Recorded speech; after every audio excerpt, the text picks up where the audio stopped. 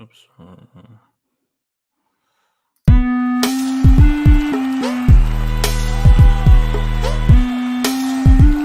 Guys, don't forget, a 58-year-old Frank Ribery is still playing on the wing and still moving fast. But Jarvis is the motion, man. Jarvis is the motion. Live chat. I need a dissertation on Joseph. I'm pretty sure he wasn't even. Bro, he wasn't even on his list before. Bro, he might be the GOAT. No, he might be the GOAT.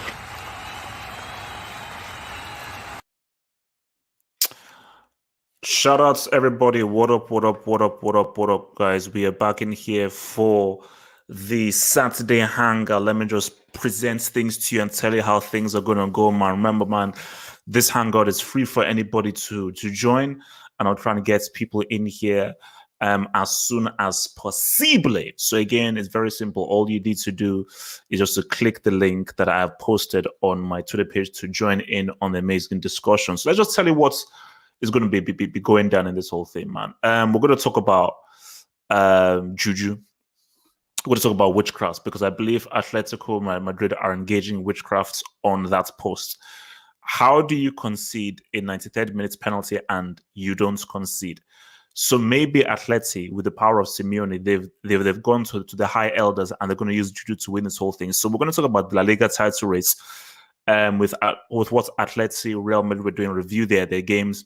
They obviously look ahead to what Barca have Valencia as well as Sevilla have Bilbao, and I think they also have to talk about whether Osasuna is using witchcraft as well. So then we're gonna. I think it's gonna be a celebration and a reflection on it's official. It is official. It is mathematically official. Juventus cannot do 10 in a row because I don't want this to be an Inter Milan.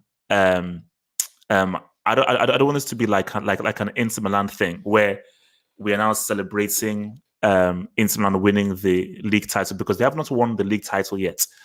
But what we are going to celebrate is the fact that 10 in a row is not happening.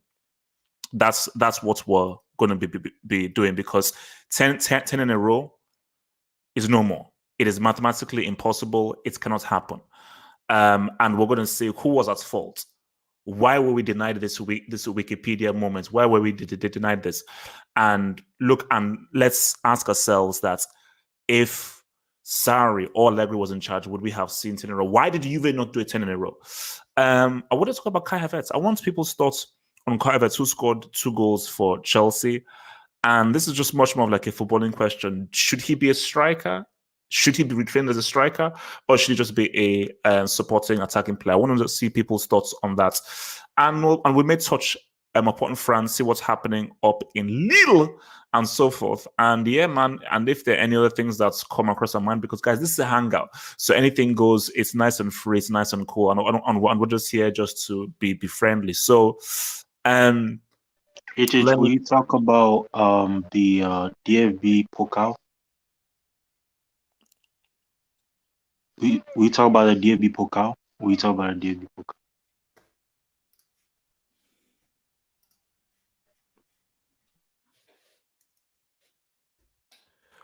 Pokal. So guys, without further ado, we're going to go to our very first item of the day.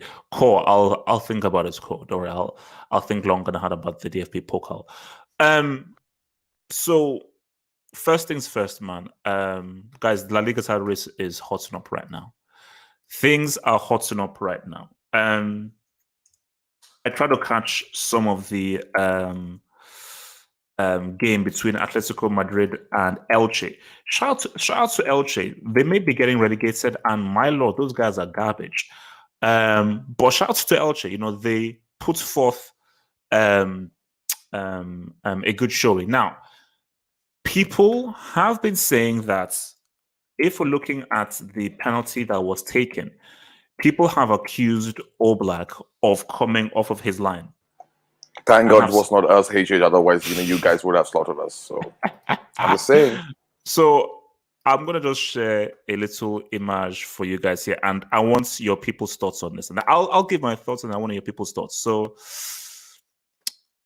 This is the image here. So this is the image as soon as the guy strikes the ball. Now, By here's the my way, thing. by the way, La Liga is against us, because you can see the reactions of Super League now. This is clearly retaken. It should have been clearly retaken. Clearly retaken.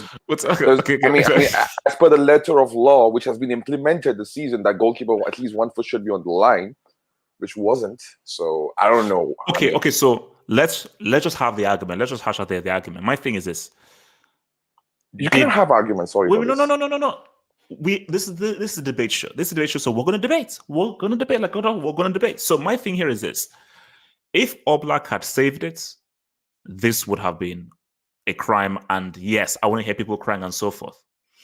So this is the question, and I only pose the question, and this is the question I'm going to pose to the live chat. I'm going to pose to everyone here. Does him coming off the line hinder him and cause him to hit the post? And that is a question that I want to ask people. Now, people will say, it doesn't matter. Letter of the law is if you come off your line, you retake it. You're not allowed to come off your line.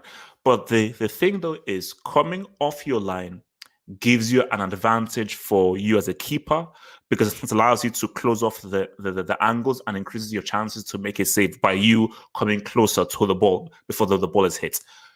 But if you don't save it, and homeboy hits the post, how does him coming off the line hinder that? So that is the question that I ask people. So I'm going to come first to, wait, Osasuna, that's you, isn't it? Granada won. It's Osasuna. Look, we know you as Osasuna. Stop confusing us, man. Let's just have name because. How is this confusing? My name was Osasuna, won at Camp Nou. Now it's Granada, won at Camp Nou. It's the same thing. I'm not trying to disguise myself here. I'm literally just getting back.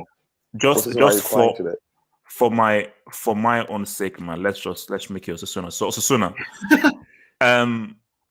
do you agree or disagree with this notion? And do you think that Atletico Madrid cheated by this not being retaken, Oblak coming off the line, or you think that it doesn't really matter? Listen, all right. First of all, the guy who takes the penalty, it doesn't affect what he does. He has chosen his spot, and it doesn't give the keeper an advantage because it would have given him an advantage if he saved it, but he didn't save it, right? So what is the point of closing off the angle if you're not going to save it anyway? But here's the thing. Rules are rules, and clearly Mr. Oblak here broke the rules. Now, I am all for rule breaking sometimes, but when I have an agenda that Sevilla has to win the league, this pisses me off, right? And it pisses me off even more because I called Mr. Chairman of Osasuna. I called those guys. I was like, listen, you have one job, 2 jobs, all right? You face both Madrid teams in the last 5 games of the season, both of them. All you have to do is give them 2 draws or a loss here and there because that will help Sevilla win the league. I literally called the guys, right? Senor Osasuna, puedes ganar contra el Real Madrid. You know? What the fuck? But then, no, of course, because our friend Aridane, who's been winning headers the entire season, he's like 6'5" or something. He loses 10 headers against a guy, Militao, who I'd never even heard of before he'd signed for Real Madrid. He loses 5 headers against the guy, and in the end, they score from him. And then we have a guy, Casemiro, who can't even take a first touch, and somehow it ends up in the goal. I mean, come on, what is this bullshit?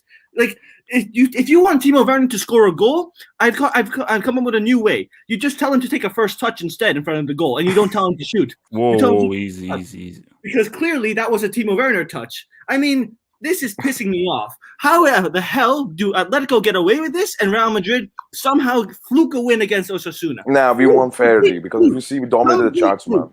It was we had a 4v2 against these defenders, a 4v2, and we can't even make anything happen for it. We just slow it down. We make, hey, Real Madrid defenders want to come back. Oh, sure. Oh, we have 2 chances in front of goal, 2 chances to trouble Courtois, 2 bad touches. Real Madrid's bad touch goes back into net. Our bad touch goes to Courtois, the keeper. And then, I mean, I'm pissed off as hell today. Everything could have gone right. Everything could have gone right for me. But But in conclusion, give me a definitive answer. Should this have been retaken or not? Yes. It should have been retaken. Yes. And how vital do you think? Because I think there was one where Oblak saved another penalty. Do you think that Atletico Madrid have now run out of their lucky charms, or do you think that the things that are happening, this just is the gods are saying that no, Atletico Madrid, it is your time to win based on all of the decisions that they're having.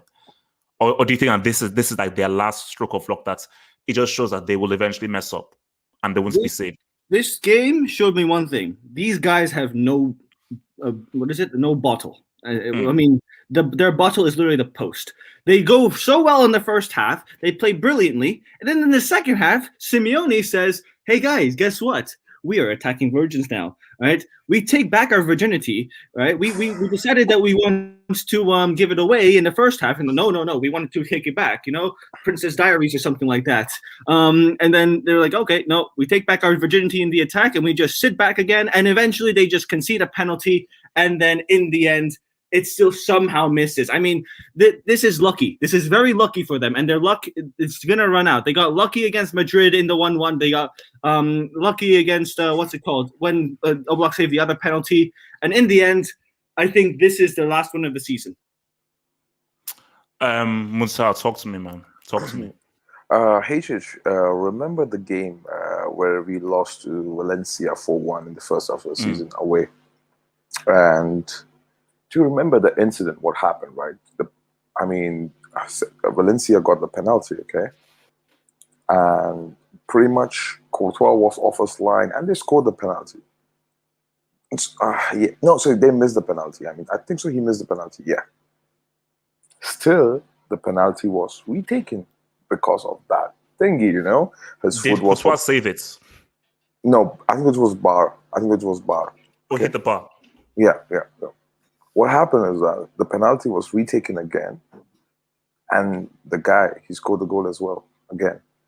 So, what does that tell me? You tell me. It says that by the letter of law, if you go by letter of law, that should have been retaken easily, right? This is like as clear as it's like a handball or not. You know what I mean? Or more clear than that. Sorry, there's no gray area in this kind of thingy. So you have to, abide the law, and which is, it's not like he have to retake it again. Look, my thing is like Osasuna gave us this and that, this blah blah. I agree with some points of Osasuna partially, but still, it has to be retaken, which I agree again with Osasuna over there. Man, look, man, if this was a Real Madrid, some of the Barca dogs in your chat, bro, they might be like coming at me, bro. So this is unfair. Honestly, this is unfair with us. And in fact, it was unfair with Barcelona because next week they're going to play Atletico Madrid, so we know Barcelona might have an upper hand in that game. So, look, man, for me, this could be like pretty much interesting time for us, and we know why it has been given against us. There's no secret thing about this. Why the penalties not be retaken? And lastly, right? You can tell me, oh, the angle is blocked. This is this. No, oh, bro, that doesn't matter. Because it has to be retaken ultimately by the law. And there is no gray area in this thingy, man. It's not handball or offside, let's say that, right? There's no gray area in this kind of... sorry, man. So, I'm pissed, man. Today we could have been... Like, Atletico might have dropped 2 more points, man. So, man, and if Atletico wins this La Liga, man, I'm just saying, man, I'm not going to consider, man. Like, because we have to be harsh as well now. But where is your mind at? Do you think the gods are with Atleti? Viegas also forth, or do you think that nope, these guys are showing that their mentality is poor, that they're bottling it, and they're literally just hanging on to fortuitous decisions and so forth? So do you think that really this is primed for either a Real Barca or maybe even freaking Sevilla to come and say what's up? Man, look, bro, I won't say gods are with Atleti. I think so the referees and the La Liga is with Atleti. So that's reality. Number 2, when you talk about Atletico bottling chance, I still believe there is like a ton of games where Atleti have to play Celta Vigo as well, and they have to play Barca away next week. So I think so they might drop the points there. So still okay. We have chances with Barca and Sevilla. Let's be honest, Sevilla have really tough games, man. Like the next game is against us. Bilbao on Monday, yeah, Bilbao, Villarreal. So it's a way difficult chat for them to win this league. So in all honesty, I still believe it's a 3-horse race, and anyone can win it. But it totally depends upon next week. Yeah. My thing is that I still It's because I was watching some of the game and so forth, and then I had to do some stuff, and I was shocked that there was a penalty because I saw when Llorente, it was a deflection when he scored that goal, and I had to just have all these opportunities. My thing is, if Atletico Madrid end up winning this, we have to. You can call it 14, but we have to slightly give them credit for character because it just seems as if they are under so much pressure, they're under so much psychological pressure that they have to lose it. You see, Barca losing to Granada has just opened everything up because that was not part of their plan. Like Barca was supposed to beat Granada. The fact that they lost has just made it this like, okay, whoa, this is now genuinely like a 4-horse race. But something just tells us that Atletico are weakening, which is why that game, put it this way, if Atletico Madrid beats Barcelona, then I think they might do it, but then again, they may still. But I don't know. Like, that's a weird thing. Like, I can't, because these guys struggle to beat Elche. Lille beat Elche 1-0 through a deflected goal. Even if they beat Barcelona, I still can't guarantee that under so much pressure they'll be able to now win the remaining games. You know, bro. For us, it's like simple, man. We don't want Barca to win. We don't want Atletico to win. So we want draw. So if Atletico drop points again in Barcelona and we win the game of the next day against Sevilla, we'll be on the top of the league because the points will be the same between Atletico and Real Madrid. Let's say that, right?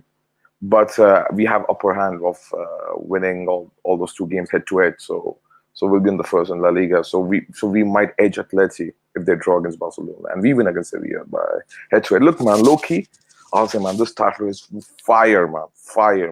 Oh, no, it's crazy. It's crazy. It's crazy. This is crazy. And lastly, I just want to say, I don't trust my team, man. Let's be honest, bro.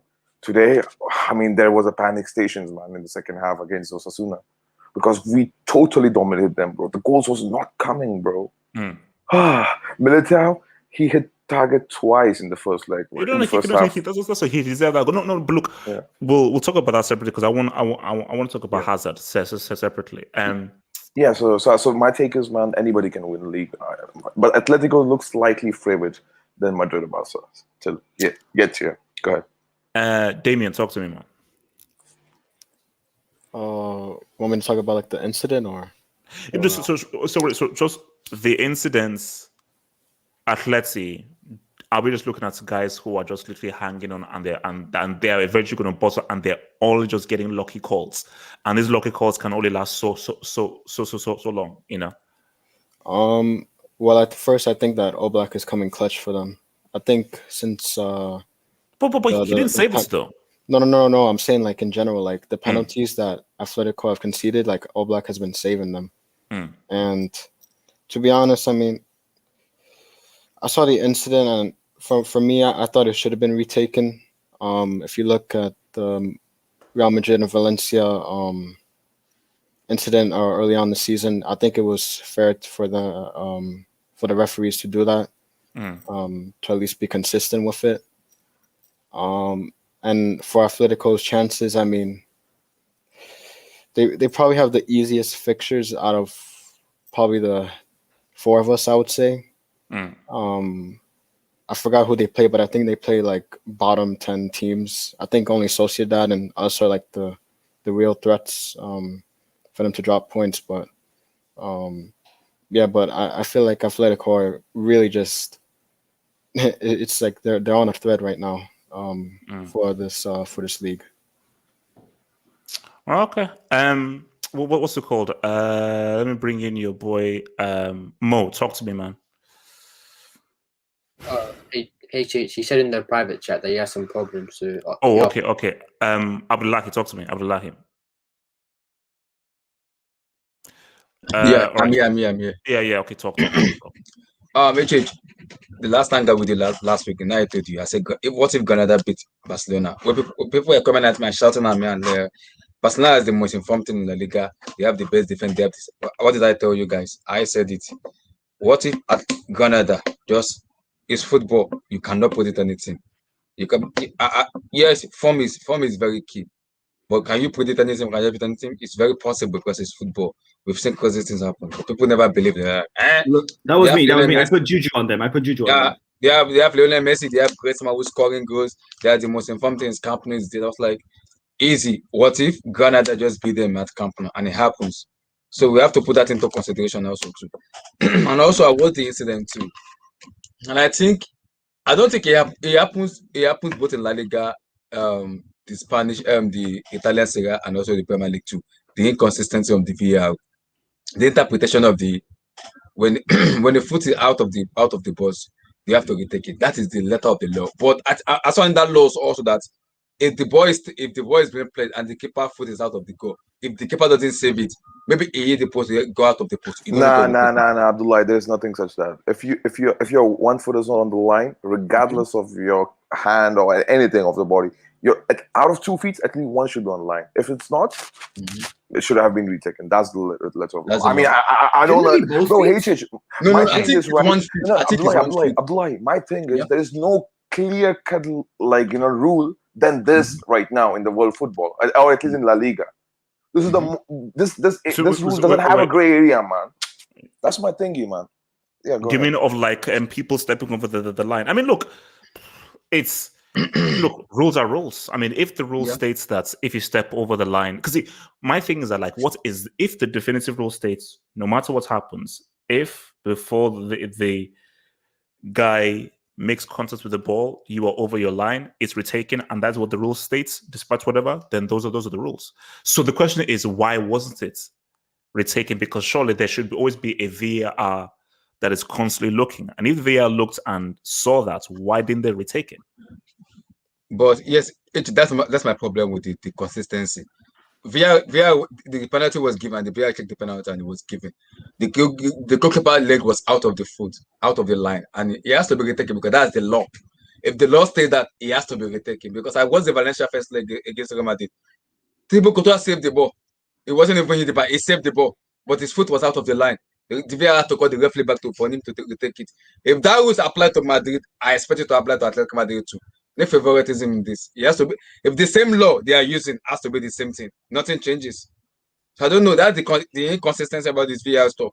It's not about it's the people implementing that system, the people who are there watching. If you are telling me this law is being implemented, so you have to follow the rules of the law. The law it's as simple as that. That's the problem with the inconsistency about it. Let's see.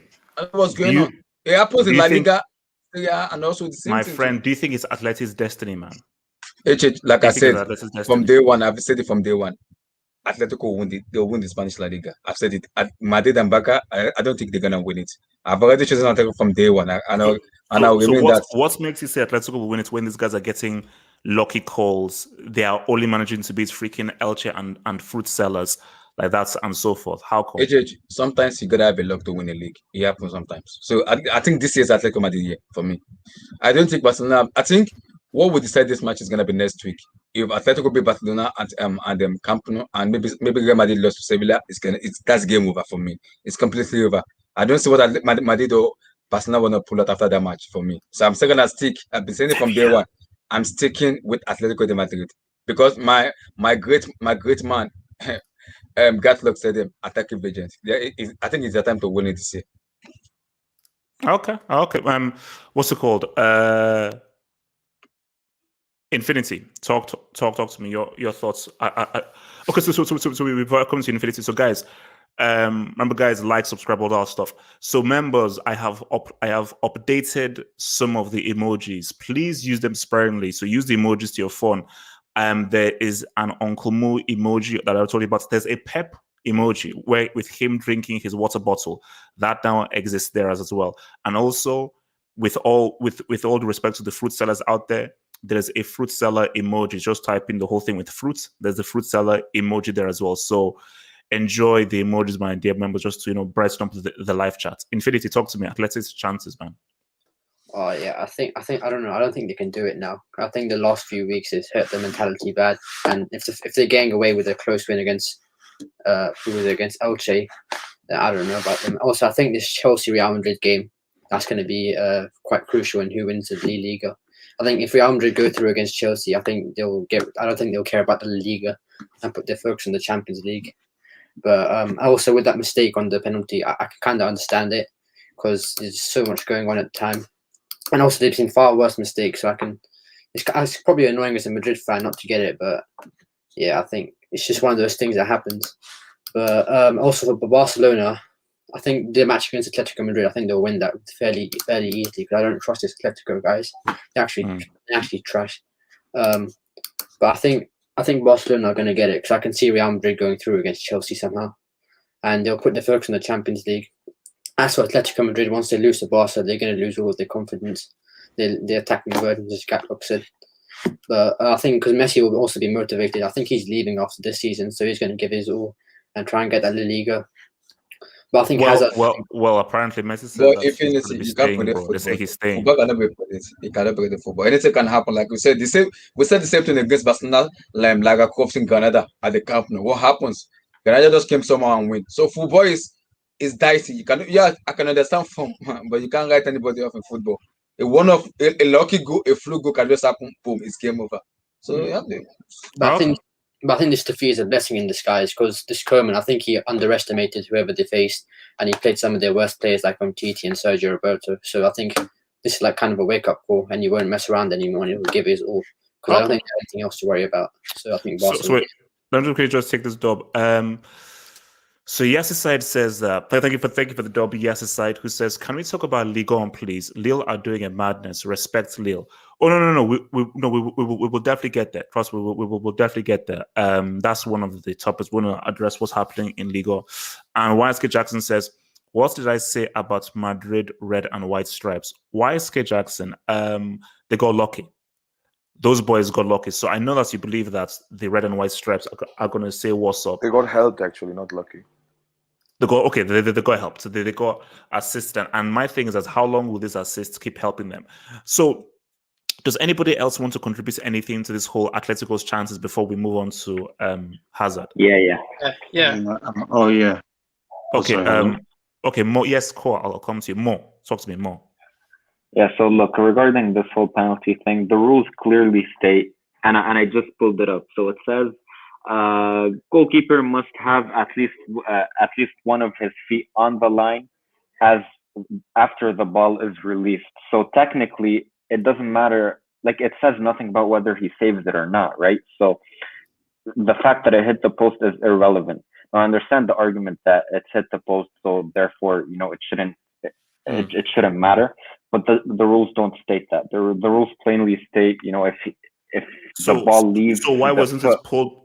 Why wasn't it pulled back? Have Atleti paid someone? Because I thought Real Madrid owns Spain. So how are people putting things against King Franco's team? Look, this thing, people try to make drama out of nothing. Like, it happens.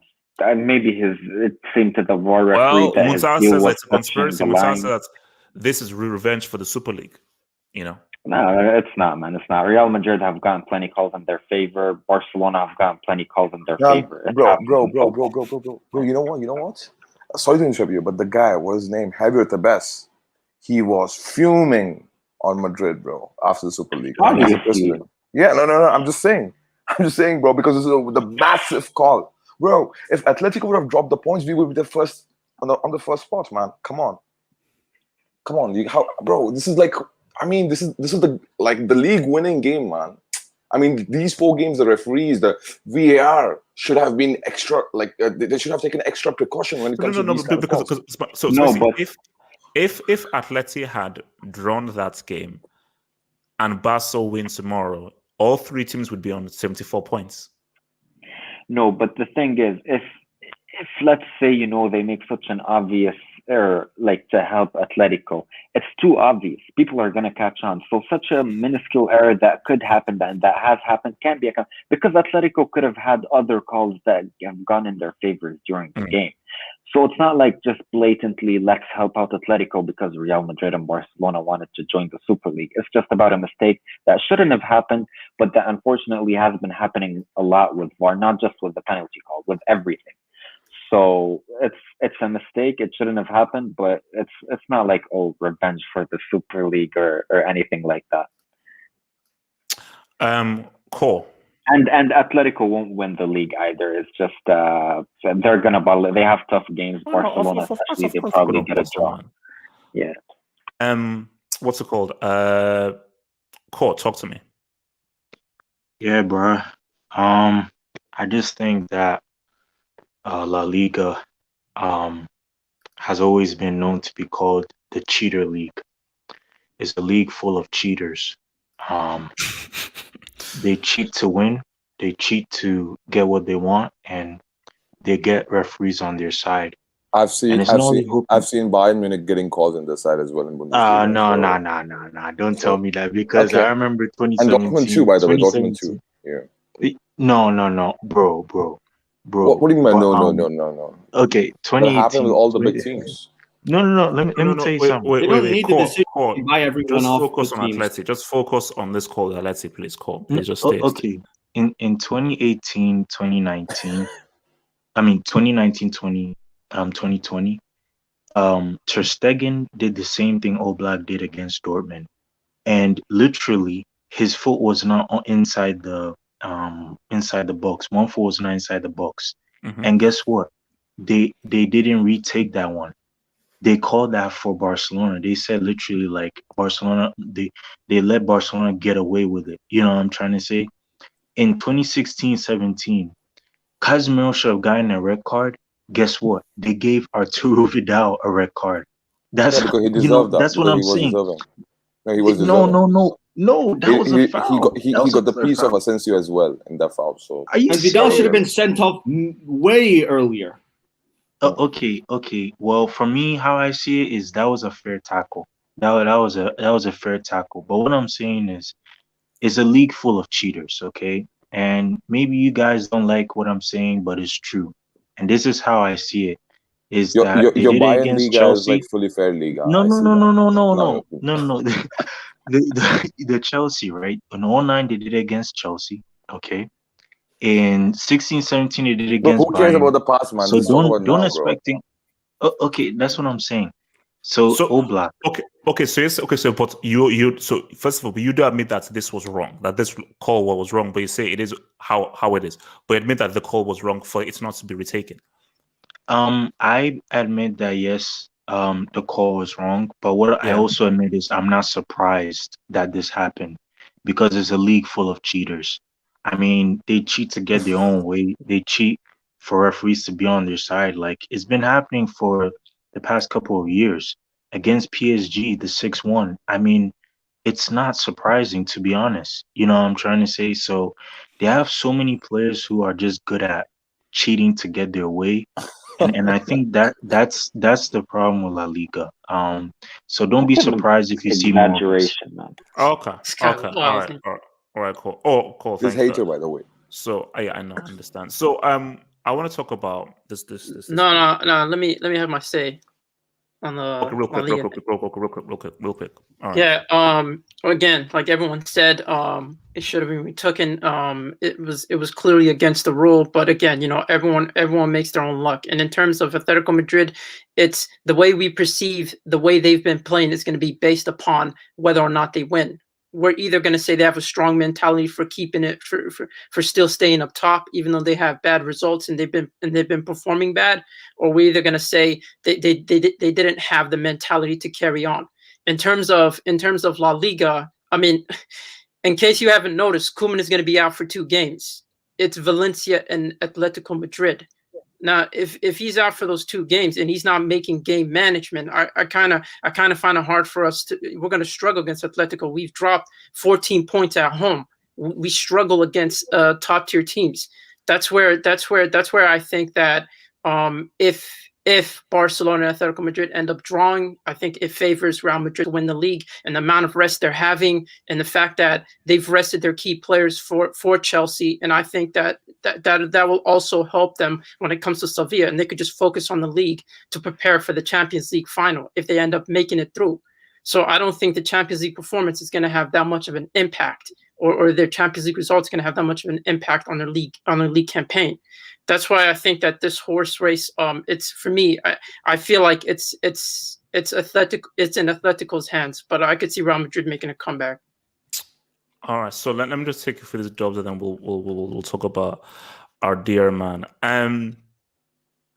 What should we call it? So, Junior Aziz, thanks for the door. Junior Aziz, who says, if Varane starts versus Chelsea, Madrid will lose.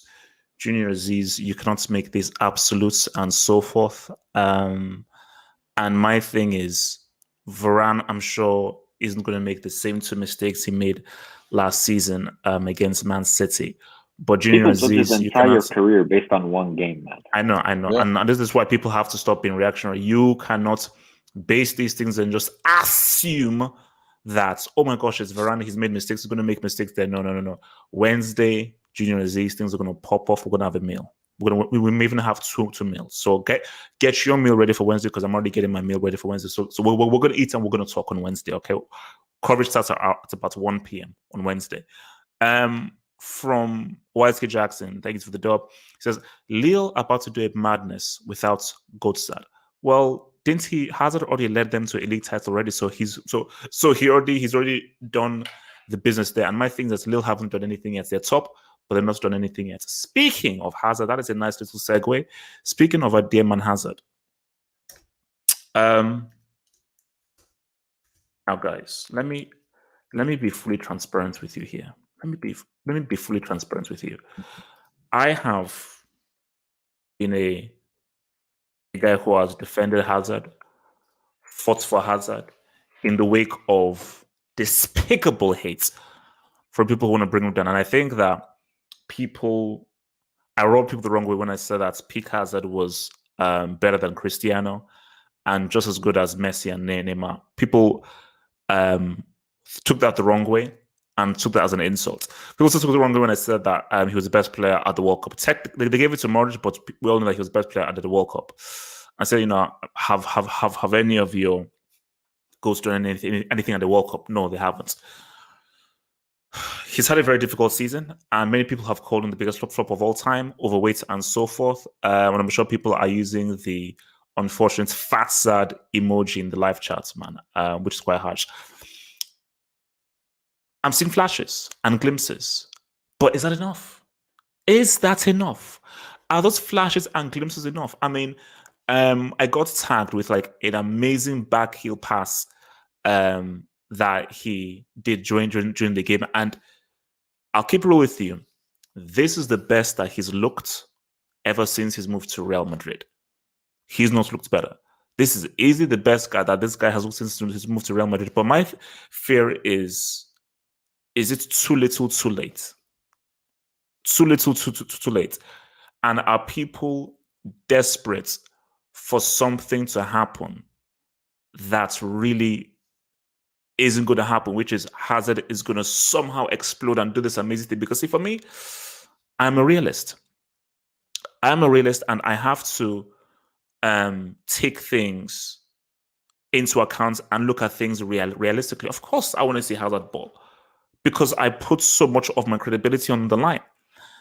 So all these kinds of little tidbits here, there, and so forth ain't going to cut it. Ain't going to cut it. Because I know what he can do, and I expect more than just little glimpses and little bits here, and there. So let me come to Monta, Madrid fan. Monta, Hazard. You look at his 10 minutes against Betis, his few minutes against Chelsea, and his game today. Do you have newfound belief that Hazard is going to somehow evoke the inner Zad, or too little, too late? He flopped, it's over, it's finished? Man, I'm not going to play any real psychology over here, but we have to be realistic at the same time. Can Eden Hazard make difference against Chelsea? Yes. How you play him against Chelsea, I won't tell you now. So no. We'll do that until Sunday. But yep. Hazard, like what you've seen, right? Because look, I'll be real with you. This is the best I've seen Hazard since he's moved to Real Madrid. Is the best that I've seen of him. So I don't know what he did. I don't know what he sniffed. But I'm like, where has it come from? But my thing is that, is it too little, too late? Has he left it far too late to finally make the impact that Real Madrid fans wanted? No, like from a La Liga perspective, okay, it's kind of late. Like, still we have to play 4 games, and we don't know if he's been in all those 4 games. So if he might contribute there, possible. League is possible. But when it comes to Champions League, I think it's too late now. It's too late now to expect anything from Eden Hazard to do in Champions League semi-final against Chelsea. And if you're talking about match fitness, match sharpness, yes, he's there. But how much of chance creation is making actually on the pitch? Let's be honest. Aside from that backheel pass and all those things, I'm not impressed because I've seen the best of Hazard as well and what he used to do in Chelsea. And for me, it's like nothing new. So how much I should give him credit for coming back? I think so. That's his bread and butter to come back at least, to and participate for us and being fit. So for me, I think so. It's honestly too late. So I don't think so. We should actually start him. We should start him, but like I don't think so. We should expect him to be good. So let me ask you. Well, let me ask you a hardcore question. Do you brand Hazard a flop for Real Madrid? Is he a flop? Yes. I consider him as a flop, and I'm being very consistent with my takes on the players, who switched the clubs for the target. And for me, in my all honesty, when I see Hazard with injuries and all those things, I get that. Oh, ankle injury thrice. Yes, he was unfortunate. I understand that. But still, like if we see how disciplined this guy is, like how much he wants to give for the club and all that, initially he showed up really fat. So I mean, and when he said that this is his childhood club, so I don't know, man. I don't know, man. Like for me, how should I even not consider that thing as a flop? So he's utterly flop and garbage for us. So yeah, I mean, you know what? Use this Hazard, man. Like you know what? I want this Hazard to be sold out and kicked out of my team and try to use this opportunity to swap with the Paul Pogba, something like that. Who's true genius, by the way. No, I don't. Bro, that's harsh, man. That's really come on. No. Hatred. I'm sorry, bro. Like for me, I know. No, come on, listen. You're talking about a grown man with feelings, emotions, and a family. You said you're pretty much treating him like a debt. Yeah, 400,000 euros a week as well, man. How many of us, earn that much money in a week? So we all struggle, isn't it? Like even you struggle, all of these people struggle, right? So he gets the money to get criticized, and I have said like long time, no one is immune from criticism. So in my honest opinion, man, this guy, I mean, his talented. There's no denying that. On his day, and when it comes to ability, Hazard is easily top 3 in the world football. But that doesn't make any difference unless you showcase your talent. So what if he didn't? What do you think the issue was? Is it a thing of mentality, injuries, or did something happen? Because he was top 3 in the world. He was top 3 in the world when he left Chelsea. That was a fact. I have a very I'll say that very realistic theory for this, but it's a really long theory. But I'll just throw some names, right? I'll just randomly throw some names. Okay. And you can check out the history of these players' injuries with Real Madrid. Okay. Kaká, Gareth Bale, Eden Hazard himself, and ton of other superstars. Okay. So I'm not putting Eden Hazard on everything on him. The only thing I honestly criticize is not his injuries, his fitness level, his determination, motivation. Like when he moved last season from Chelsea. That's the only thing I criticize, okay? But what I criticize, like when I see the other players, when I see the training regime of Real Madrid, when I see all those fitness thingy, I don't think so. We are competent enough. Like our trainers, and let's be honest. This season injuries is talking a lot about our training facilities, and it's not about training facilities. Because I personally believe that. Bro, like, you know what? I'll suggest you watch a video where Eden Hazard is weightlifting. Why you are doing a weightlifting for a player? Why you need to go, I'll force your player to go through weightlifting where you know that. You should have studied that Hazard body type. He's weak. He cannot take that much weightlifting. Let's be honest. And this season, it has been exposed as our trainers or like physiotherapists, like, And in all honesty, if you see every season, the ton of players getting injured for Real Madrid is insane. It's insane, bro. Top of that, do you know that why Eden Hazard came back? And this is not, I'm just making it up by my own. Belgium, they send their specialist with Eden Hazard to recover from injury. And you can see the difference, right? You can see the difference and how much they took precaution of Eden Hazard and brought him back to his fitness level now. To be honest, our trainers. Why didn't they get these fitness guys in earlier? When in Australia, why didn't they get this? These guys that have got him into this condition, why didn't they bring these guys in earlier? Actually, no, the Belgium guys wanted obviously to do a surgery, and he refused. So it's not them. No. But if you see that, right, even in his first ankle surgery, it was utterly failure. Because what Eden Hazard said that, right, because there was some kind of metal strips, in his ankle or in his first surgery, and he said that his surgery wasn't done properly, right? So in the same season, he can feel the pain on his ankle. And then again, he broke and twisted his ankle. And then he went for the second surgery in US, I believe. And then it was like, fixed it up properly for the second surgery. So for me, the issue is not honestly on the players. I believe our medical facilities has been very limited and not competent enough compared to other clubs. So that's why we suffer from injury, and that's why you can see the example of Eden Hazard injury. One more thing, lastly, before you move.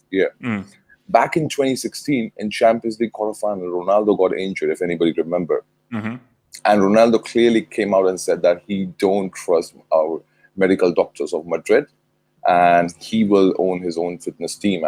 And within a month of time, he came back in 2016. So even Ronaldo never trusted with the medical doctors of Madrid Football Club. So yeah. Nomad, talk to me, bro. Hazard. Yeah, I think he looked really great today. And all I want to say is that, sure, he flopped. Sure, he had a lot of surgeries. He wasn't fit. But, one moment of brilliance in the Champions League final, either a free kick or even a scrappy goal, like a poaching effort. And it'll all be forgotten. It'll all be forgotten. And he's already at full fitness. And how realistic is that going to happen? How realistic is this great goal, amazing goal going to happen? How realistic is that? It doesn't need to be an amazing goal. It just needs to be a winning goal. It doesn't need to be an amazing goal. It just needs to be at the right place at the right time. Let me ask you a question. Let me ask, do you believe Hazard is capable of scoring that crucial big-time winning goal for Real Madrid? Honestly speaking. Don't talk to me. Don't use sentiments or fairy tale or Disney Plus. Realistically. Actually, I'm an HBO Max guy, but yeah, I think he can.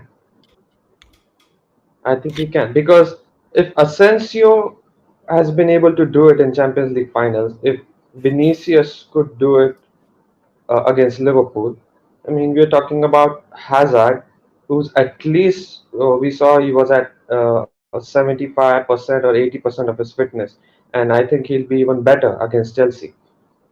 So I think he could do it. I mean, we don't really I have. understand. I understand. Wait. Let him talk. Wait, let him land. Let Nomad land. Let Nomad land.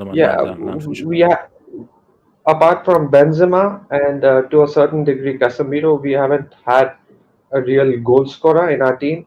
Everyone has had to chip in, so we have also had problems scoring goals. So I think anyone could have that moment. It's all about moments. We cannot count on him to produce that kind of a moment, but is anyone could have a moment. Is he a flop? Yes or no? For Real Madrid, is he a flop? It's his first season. I think it would be unfair to call him out. It's his first season. So we cannot call him a flop. No, this is his second season. Second season. Second season. Yeah, he's a flop. Yeah, sorry, my bad. Yeah, he's a flop. Yeah. Who else wants to chip in here? I want to. I think. Sorry. Okay, Abdullahi, then I'll come to call. Yeah. I understand people talking about Hazard, but people are missing something in Hazard. I need to break it as a Chelsea fan. We need to break it down here, Church. I have watched Hazard play for Chelsea for 7.5 years. He lacks mentality. When he talks about mentality, he lacks it a lot. Hazard doesn't do anything in Chelsea training. He comes to pitch and score goals. I've seen it. He does it in Chelsea. I don't hate on Hazard. Hazard is one of my favorite players because I love him as a player. But Hazard has a low mentality as a player. When he talks about mentality, he talks about Ronaldo. Yeah, Ronaldo may be this, but he has that mentality of winning. Ibrahimovic, winner, they are clutch winner, Mbappe's moment. These are players who has mentality of winning things. Hazard like that big moment mentality in him as a player. That's why it's not been on the level of Ronaldo, Leo Messi, Neymar Jr. Because he doesn't have that. He has the ability, but he lacks that mentality as a player. So will I put my trust on Hazard? Who are coming back from injury for a very long time and tell him to play? No. And I understand what number they're saying about he can do that moment. I can guarantee you something. Every Chelsea player in that team has played with Hazard, Rudiger, James, Cesar Spilicueta. All of them have played with him. So they know all his weaking points. You can't just tell him he's going to come in a moment and score goals. No. They are not dumb enough to watch. They all watch football. They know him very well because he has weak points. Everybody in that team knows him very well. So they know he has key points. So I understand him as a player in terms of talent, but the problem is him moving from Chelsea to Madrid, like I already said, I understand it's a childhood dream. But for me, it was a failure for me moving there. Because going to Madrid is a big order for you. You have to perform on a top level. Show it consistently. Madrid is a big club. That the best club in world football. You have to go there and show your worth as a player and show a consistent performance. It has not been shown for the past 2 seasons. So that for me, that's a flop. For me, it's hard to say that the Chelsea fans, but that's a big flop. No. It is a flop. Look, as I said again, look. To echo what Norman says before I come to call, it's just as I just don't think it would happen. If Hazard scores a really big goal and I mean, the only thing that could somehow turn this away from being a flop is he scores the goal to either knock out Chelsea or he scores the winning goal in the Champions League final. That's the only thing. So even if he balls in La Liga, wait. So my thing is that the only thing because anything less than that, it's come on, based on how much has been paid for you and Hannah. And look, I was one of the guys that said Real Madrid, you've got a dude. You've got that dude. Okay, as I said again, he was the best player at the World Cup, not that piece of trash award that they gave to Messi as like some kind of like a sideshow participation award. He realistically was the best player at the World Cup, which is very hard to freaking do. So everybody knows how talented this guy is. I don't know what happened. People can say it's injuries, this and that. Only Hazard can tell us what happened in that period between you leaving Chelsea and going to Real Madrid, specifically in that preseason, and that isn't looking up because it doesn't make any sense. But here's the thing, though. If this man scores the goal that knocks out Chelsea or he scores the winning goal, everything is forgotten. Those are the only things that this man can do for Madrid fans to say, okay, no, cool. It's not. And that's it. It doesn't have to be a pretty goal either. It doesn't have to be a pretty goal. It's not. You paid 150 for a guy to score one goal. 160 million. He has to perform. Ziman, let me tell you this right now. Make it 200. Ziman, how much did PSG pay for Neymar? They still haven't won the Champions League. My thing is no. I'm going to answer Ziman. My thing about this is that Ziman, the issue is if people say one goal. No. Remember what I always say. It's not how many you score; it's when you score. The most valuable goal you can score in club football is a Champions League winning goal. If this guy scores the goal that either knocks out Chelsea or wins them the Champions League, it's worth it. No, it's not. It's not. The reason why. No. Let me say my piece. The reason why PSG bought the likes of Neymar is to lead them to the Champions League. It's not to score one goal. It's to lead them to the promised land. The thing with Hazard is what has Neymar done? What has Neymar done? That's the thing. Anyway? That's the thing he's getting criticized for. For you, for Real Madrid for you to be a world record signing for a club like Real Madrid, and for you not to produce at a bare minimum, somewhat of a consistency level. That's a failure. So Zima, wait. Let me okay. So you're telling me that if Hazard scores the Champions League winning goal, he'd still be deemed a failure for Real Madrid? Yes. That makes no sense. I disagree. That makes no sense. That makes no sense. You know what, Zeman? I'm with you till present. Yes, Hazard is flawed. But if he's winning Champions League, no. I'm gonna ask you, Monta. Hypothetically, let's say he wins. He scores a winning goal, right? But let's say next season this guy is having the same problems. Would you feel the same way? He's having the same problems. He's not performing at consistency level. He keeps getting injured, and all he's known is for that one goal. He's not going to be considered a success because of one goal. They're going to look at you at your Real Madrid career. What have you done for Real Madrid on the base of consistency? What have you done for them? That's what Cristiano Ronaldo gets rated. Zeman.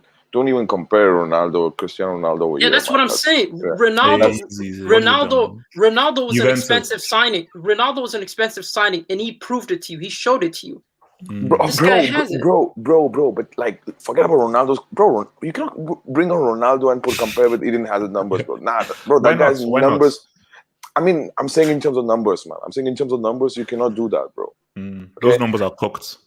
Yeah, so when you bring on Eden Hazard now, and if he scores in Champions League final, I think so. You forget that. You forget all those 2 seasons, bro. In the first place, yeah, you forget. Okay, I know your hypotheticals based upon then what a season after that. Then I have to agree with you. But still, right? If he scores in Champions League final, I mean, as a Madrid fan, I'll forget all those failures for 2 years. And also, no, guys, keep it clear. It ain't happening. But look, I want to bring in Cole because I know Cole was waiting. So yeah. Cole, talk to me. Cole. Yeah. So I think it was too early for Real Madrid to buy Eden Hazard. I'm more looking into the age. Yeah. Right now he's 27. So my thing here is, you know, at some point in this age, he's gonna kind of deteriorate, and once that starts happening, you know, you start questioning yourself and say, maybe yes, he is a flop in Real Madrid. I think this is the biggest mistake he's ever made in his career, to be honest. I really thought it was gonna work out, but unfortunately, he should have probably stayed in Chelsea because he suits more of the Premier League football than La Liga, the way La Liga plays. You know, but it's funny. I disagree. Yeah. It's funny because I think Hazard is good against physical, agile defenders, you know, in the Premier League. But in La Liga, there's a lot of slow defenders and so forth. Huh? So I'm still wondering why can't he that means, bro. La Liga defenders are really, really, really slow. They give a lot of space. So Varane is slow. Is Varane slow? No, Varane is not slow. No, Varane is not slow. But what I'm saying is they give Birico, you're telling me La Liga defenders are not agile? Yeah. Yeah. Where's my thing? Break take. Oh, he just left. PK doesn't symbolize La Liga defenders, man. PK is not the La Liga defense. Bro, what happened to HH? No, he kicked himself out, bro. He's back. HH, what happened? Yeah. No. Look, no, I said no. Call. Sorry, I've got something for you, man. I've got something for you. I think I was done. Let's just.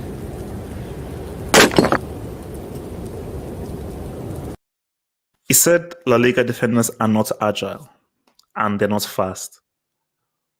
Wait, is Cole still here or has he gone? I think he left. He left. HH, let me just chip something about Hazard before you go on. You were comparing Eden Hazard to Neymar Jr. SH, you've been watching football in the like 1990 something very long time. There's a massive difference between I am a Chelsea fan and Hazard has been a Chelsea fan for the past 7.5 years. What Neymar Jr. has been doing from Santos to Barcelona to PSG is a massive difference to what Eden Hazard is doing. There's a difference in that. Neymar Jr. is a top 2. Neymar was brought to win the Champions League for PSG. He's failed to do so. So what are you talking about? I understand. And the only Champions League he won, he rode the coattails of Messi and Suarez. I understand. Calm down. I understand. He was at Santos. So what are you saying? What is he doing? He's not winning World Cup. He's not winning Cup America. Let me what are you talking about? Easy. I know you love Hazard. You are that fanboy. I know that. I'm a Chelsea fan. I love Hazard too because he's one of my favorite. And what he has given to Chelsea Football Club, I get that. But HH, we have to use context in this. When you talked about player, when you talked about eye test, when you see player one eye test in your eye, Neymar Jr. is a more talented and technical player than Eden Hazard. Where's that talent got to? What is that talent? What has that talent got? What has that talent Hazard got is in close, him? Huh? I'll say that. The guy you just called this one talented guy flopped against Man City a few nights ago. The guy was garbage. Really? Guy was freaking garbage. Okay. He dropped a disaster class, and he dropped a disaster class in the CL final. Yes, and that scenario for you in Chelsea in the 7.5 years after that in Chelsea, he hasn't taken Chelsea to a semi-final or a final in his entire career in Chelsea. That's a failure. No. I'm a Chelsea fan. That's the truth. I know you're a Chelsea fan. You don't need to keep on freaking reminding me about it. But in those 7 years, did Chelsea have Messi? Did they have a peak? Can I answer your question? In all those 7 years, did Chelsea have Messi? Did they have a peak Cannibal Suarez? Did they have Was Hazard in Chelsea in 2014? Neymar Jr. has won the UCL with Neymar, with Leo Messi and riding the coattails, riding their coattails. Really? Riding their coattails. He has won it. Abdullah, was Hazard in Chelsea in 2014? It was. There is semis. It was. Yeah, well, Chelsea reached the semis then. Yeah. Yeah, the last one where they lost to Atletico. No, my thing can you read Gatlock's name, by the way?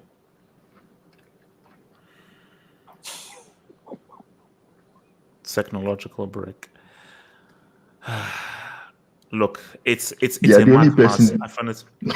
Look, it's hard to You're the only person I know that.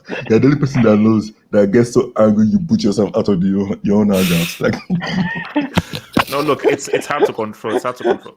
So, guys, hey, let me talk about this Hazard thing, man. All right, more talk. More. Come on. Yeah. Am I going crazy here, guys?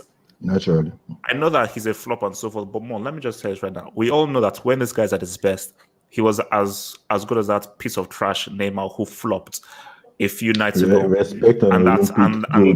the same clown. Wait. Let me land more. And the same clown who pretty much was a side chick to Messi and the Cannibal. So more, what are guys saying, denying how good Hazard is?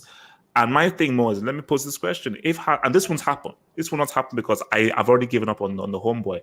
But if he scores the winning goal, if he scores the winning goal for Champions League, is everything forgiven? Now, more before you answer that, let me just answer these jobs. Let me just answer these jobs, and I'll go to you more. So, from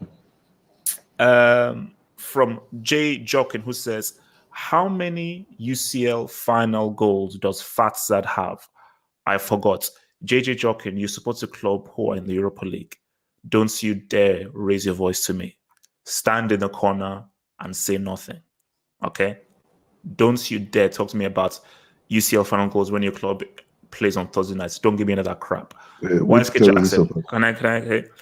Jackson says, Turbo Timo debut season better than that. No, because those are goals in all competitions. Only you piece of crap stats merchants would transfer me that, his goals and his assists. Turbo Timo is a garbage, trash piece of crap football player. Don't you dare put him in the same stratosphere as Eden Hazard. Latin Rosario, it's been late. Hazard is an effing bomb. Let it go. Martin Rosario, you support Juventus, guys who are struggling to stay in top 4, and guys who just lost to FC Porto. Latin Rosario, watch your freaking tongue. And YSK Jackson again. Personally, I think Zad needs a vacation in the MLS. YSK Jackson, I think your life needs a vacation. That's my thing. Whoa! Why are you like this? Why are you like this? Because guys are getting on my nerves, man. More, talk to me, man. Talk to me. I think over the past year, like ever since I've been appearing on this show, I've been the only one who's consistently defended Hazard and believed in him. Even you, HH, who used to be the biggest Hazard defender, you've been doubting him a lot. Till he broke my heart. For good reason. But look, I think he hasn't been a good signing, but it's unfair to say he's a flop. A flop is someone who plays and plays badly, like Timo Werner. Hazard got injured. That's something he doesn't control. He can't control that his national teammate Munier would tackle him from behind, studs up into his ankle or whatever, somehow managed to injure him for 3 months. That's not on him.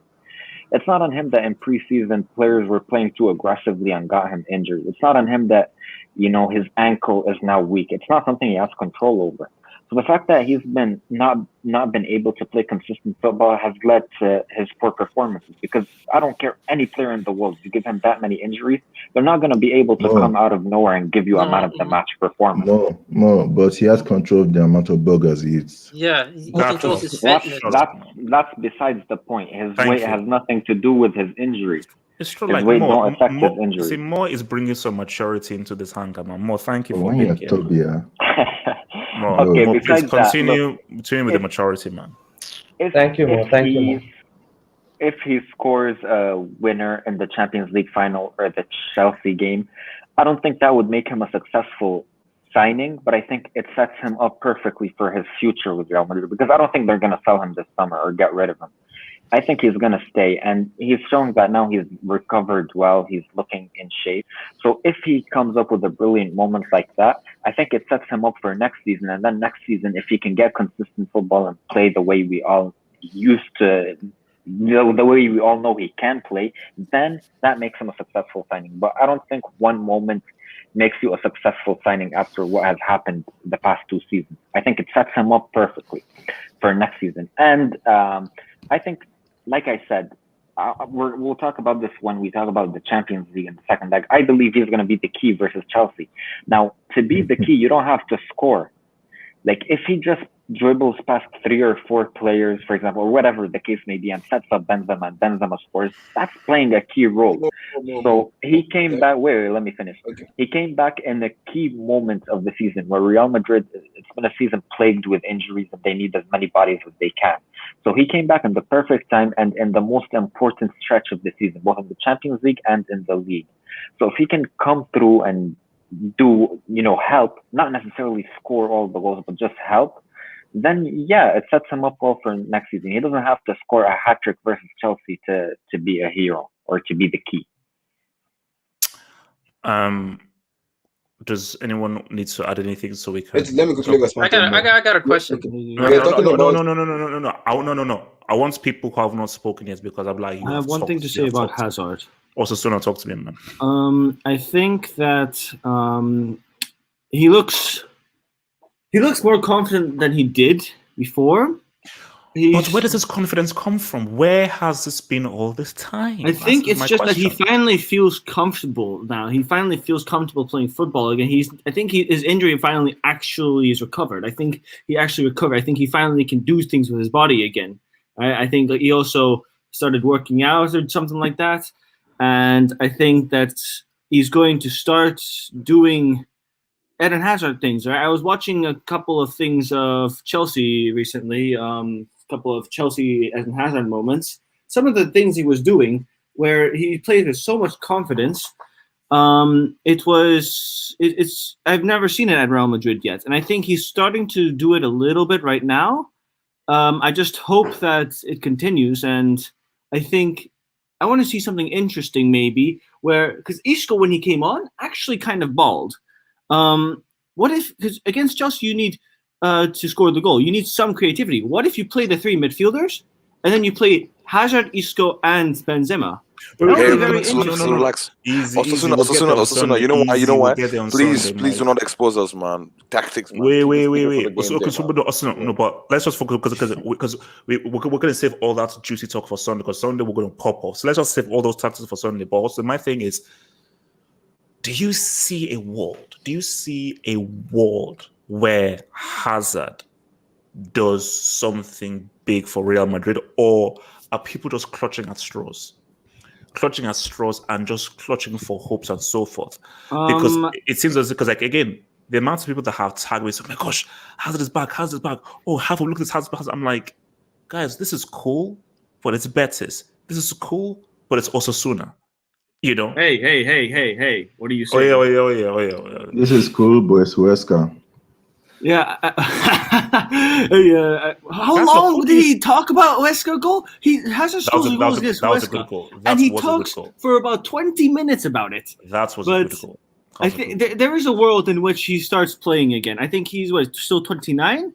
I think he has 2 more years in him where he can start playing some decent football. He starts. He's 1 or 2 more years where we'll see something. I think we won't see the Chelsea Hazard again, but we'll see a sort of different Hazard where it's a slower play style, but it is more creative because the passes he's making are very, very like they look very nice. The combination plays he's making. Look, my thing here is that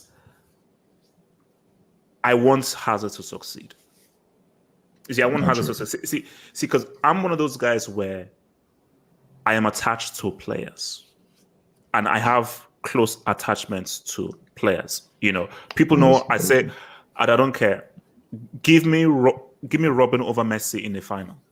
Okay, Casillas cheated for those two 1v1s. I don't care what anyone says. He cheated for those two 1v1s. So hey, I'm the one that's most pissed off about that one, huh? It was a cheat. Casillas cheated, and also I think Spain doped. Yeah, they doped. It was 100%. There was no way that we lose that final. And no my way. thing is that, you did. No.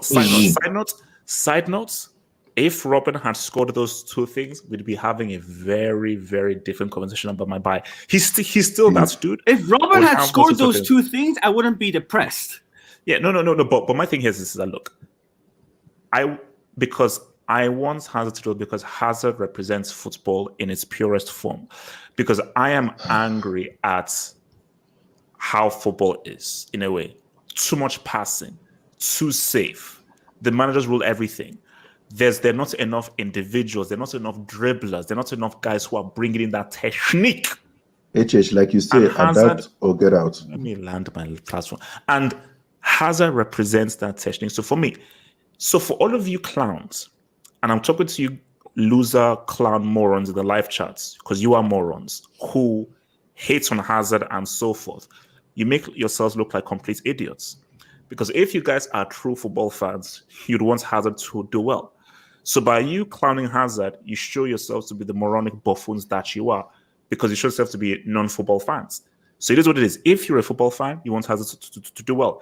If you're not a football fan, but you're just like a casual fan who, I don't know, gets off watching, I don't know, like, okay, I'm not going to say it, but you know what it is, then it is what it is. So for the sake of football, you want Hazard to ball, because in today's world we don't have enough ballers.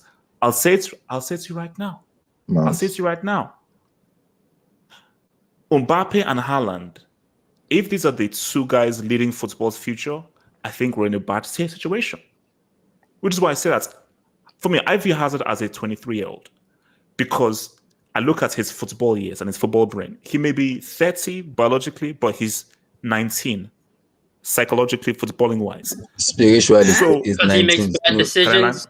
Can I land? So my thing is, because if Haaland and Mbappe represent the future of football, we are in a very bad space. Wait, can it be a case of where in which Hazard arrived at the wrong time, because he's more of a creative provider? What Real Madrid need is an inside forward. He should have arrived at the time when Cristiano Ronaldo and Benzema were around to provide for them. If Hazard came in as Zad, that's all that they need. No, because they need inside forward, man. They need inside forward. What you saw from him at Chelsea was a guy that was going to give you G's and A's. Benzema off his own back gave these guys a La Liga title. So if you now add Hazard into that, what do you think? Guys, we've talked about this too much. We have to move on. We have to move. What the hell? Is that a plane? Sorry, Nigeria now. What is that Okada? Is it kicking a pipe? Okay, so look. So let's move. So guys, there's a cause for celebration and sadness. I am happy and I'm sad. You say, oh, wait. Half up, why are you sad? Why are you sad? I'll tell you guys why I'm sad. Because Wikipedia has been defeated. How so? You'll see, my dear friend. This was supposed to be 10 in a row. We were supposed to have a 24-hour stream leading onto a 7-day ceremony where the Brick Academy would be officially renamed as the Serie Academy. Now, my thing is this. It probably still should, because Roma got pimp slapped, punctured, devalued. Bro, Man United did something, put something in the water for their own. They got malnourished. Those injuries are unbelievable. Roma got chemical engineered and malnourished by Manchester United. So Serie A.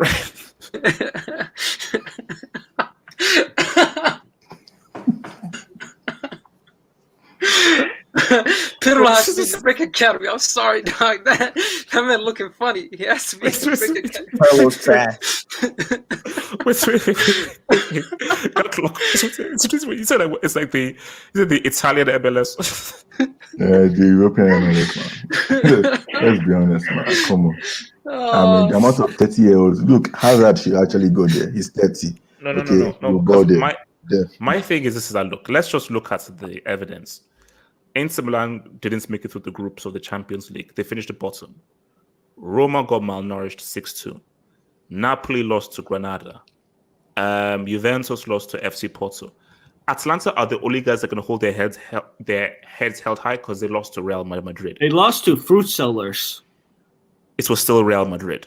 Fruit Sellers, but it was still Real Madrid, so they can still hold their heads up high. How about Lazio? Who has heard of that cartoon camp Lazio? Easy, no, guys. Let's be respectful. Guys. Come on, let's be more mature here. So look, my thing is, so guys, it's official. With Inter Milan beating Crotone, mathematically, Juventus cannot win the Serie, and they stopped as 9 in a row. Now, guys, let's keep it real. 9 in a row is still bad. 9 in a row is still bad, and that is still embarrassing. But it could have been a lot worse. So my thing here is that who is to blame? And do you think it would have been 10 in a row if Pirlo was not in charge? So if Sarri was in charge, because Inter have done very well this season, but Juve have done particularly bad. But is there a scenario? Because for me, 10 in a row is going to be done by Bayern Munich. That's happening because Bayern Munich are cannibalizing the Bundesliga right now. So we're getting 20 in a row in Germany. I don't think people are aware, but I think we're going to get 20 in a row by Bayern Munich. And when that happens, I want Germans to come and say Auf Wiedersehen and go interact to your boy. So who is to blame for us not getting 10 in a row? Because I'm not going to blame Pirlo. Pirlo was set up. This is what they did. Agnelli and Nedved grabbed Pirlo and they sold him a lie. Pirlo literally left the exam hall.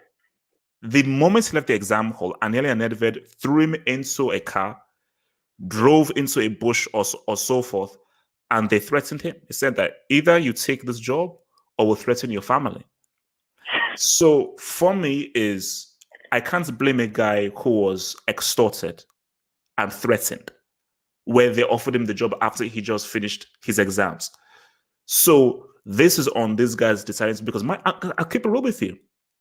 If Allegri stays, I think they do 10 in a row. If Sarri stays and they supported him, I think he does 10 in a row. So who wants to jump in here? Juve. Me, please. Go for it. All right. Pirlo is a BTEC Frank homeboy. At least Frank homeboy had 1 year of management before he went to Chelsea. Pirlo and Frank homeboy had the same thing. They both wanted to take jobs that were too big for them. Pirlo was not forced into this job.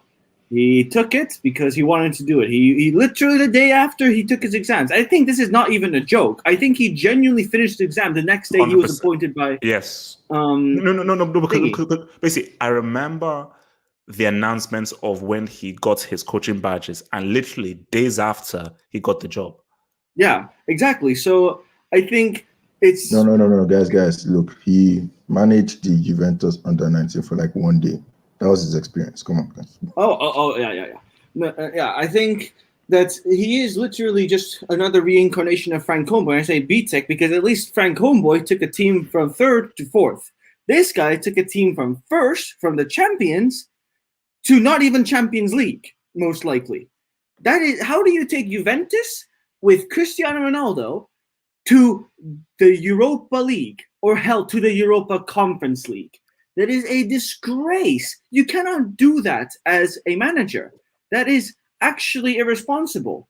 I think he has to be sacked. It's completely onto him. Yes, Agnelli as well, because he decided that it was a great idea to appoint this guy after he just got his coaching badges. But I think the real fault is just Pirlo. He's just not cut out for the job. He's just incompetent. He is completely incompetent as a manager. So I think we can all say this guy will be sacked. They'll bring in, I don't know who. Ronaldo's going to leave because they won't have Champions League. And then we see where Juve go from there. But whoa, hold up. Did you just call it Ronaldo? Yeah, because he didn't get Champions League. Cristiano fans, I'll send you his address and his Twitter handle. Continue. Either way, I think that it's disgraceful. Pirlo has disgraced himself more than anything. Whoa. How has he disgraced himself when he was forced into the job? He wasn't forced into the job. Are you kidding me? He was guilt tripped. He was guilt tripped into the job. He was sold a lie. All I'll say is this. Next time Juve appoint a manager, they should not do a Chelsea. They should not do anything that these clubs with low mentality do. They should appoint a proper manager who is successful, because Juventus is a big club. They're a big club. They can attract managers, you know? There are still managers out there. Hell, what's his face? Luis Enrique. No, not Luis Enrique. The guy that was sacked by Barcelona. Uncle Ernie. Ernest. He could probably be cut out for the Juve job more than probably anyone right now, actually. Uncle Moo would never manage there. Are you sure? I mean, yeah, I am sure, because there is literally only one club which he still has good ties with, and that's Inter Milan. He wouldn't ruin that, because at this point, I think he's burned too many bridges. He wouldn't burn that one. I think eventually he wants to go back to Inter, so he would never coach Juve. I think that it's probably just going to be Uncle Ernie, actually. I think he would be a pretty good appointment. So it's all on Pirlo and all on Agnelli. The players tried, but you can clearly see there are no tactics. They're just playing to play. And you can't just play to play like Zidane did. Well, so like Zidane a little bit did in 2016. But even Zidane had something, you know? And he had a way of being able to manage big players. Pirlo doesn't have that. Pirlo wasn't a Zidane. So I think that Pirlo will be sacked, and I think that it's going to go to what's his face. The job will go to Uncle Ernie.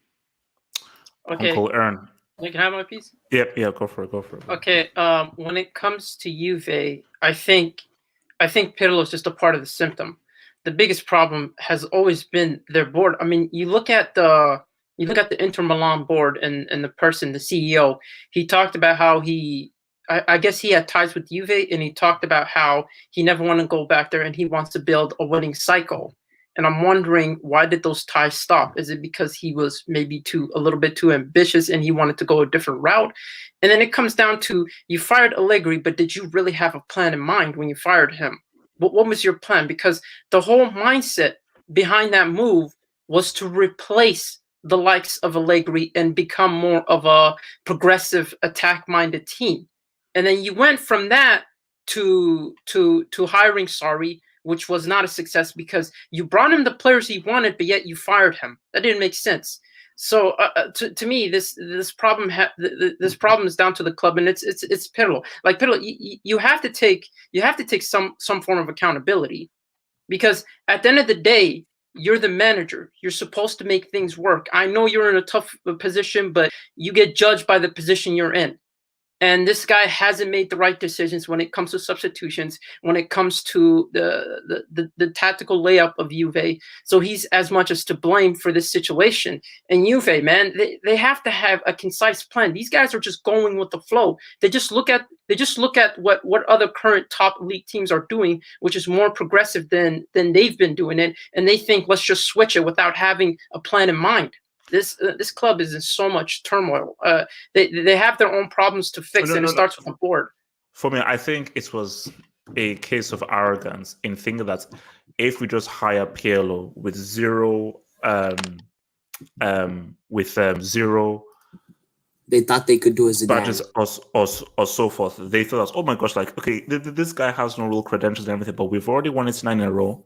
Hey, it's fine. We can easily win it 10 in a row with this guy that doesn't really have anything to really bring to the freaking table. And they got bonds for it, But my thing is that it would have looked very bad if Pirlo had won this. It would have looked very bad. No, it would have been great just for the narrative speaking, but no, 100%. Yeah. So let me bring in Mr. Turbo Timo. Talk to me, man. This Juventus thing. The blame goes down to the board and Pirlo, like Z-Man said. HH, can you name me one of Juventus midfielders without going on Google? Benson Cole. Yeah, HH. And Ramsey. And that trash Benedeschi from the road. Actually, speaking of Benedeschi, can you throw up some fruit seller emojis, man? Type in fruits. I want to see some of those fruit seller emojis because that's what it is. Please put some fruit seller emojis next to Benedeschi's name. Continue. Bentancur was the one that cost them that goal against Porto.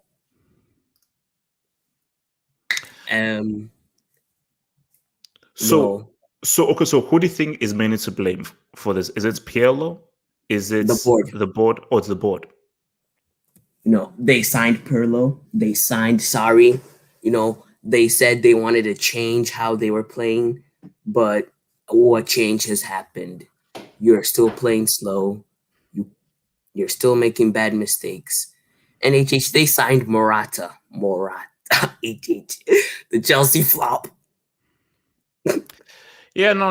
Look, man. I mean, as I said again, Morata has spent how long in football, and how you've been in football for almost 8-9 years, and you still don't know the offside rule.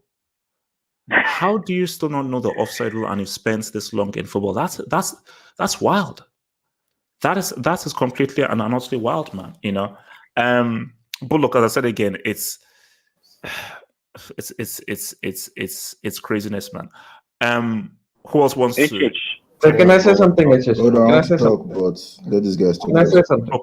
Okay, Nomad, talk to me. Nomad. Yeah, I would just like to say that broadly speaking, right now, we are seeing two kinds of managers, right? One is a tactical merchant, a system merchant, like a Mourinho, like a Sarri, like a Tuchel, and the other is the man manager, like an Ancelotti, like a Zizou, So tacticians always get thrown out, right? Mourinho gets thrown out, Conte got thrown out, Allegri got thrown out, because they end up losing the dressing room because of their rigorous training methods and a lot of other things, because they're not good man managers. But man managers always get a bit more leeway. Even if results don't go their way, even if the tactics are not all right, even if the substitutions are not all that right, at least they've got the players on their side. They've got the dressing room. They've got the director of football. They've got the president or owner or whatever on their side. And so even if the results don't go well, they still get more chances. So the thing with Juventus is they've always been coached by tacticians. And so I think the players and the whole system and the whole culture of the club is the way that it is. And all the players have gotten used to be given instructions, to be micromanaged, to be shown these clipboards and these tablets, and to be given exactly specific tactical instructions on how to play.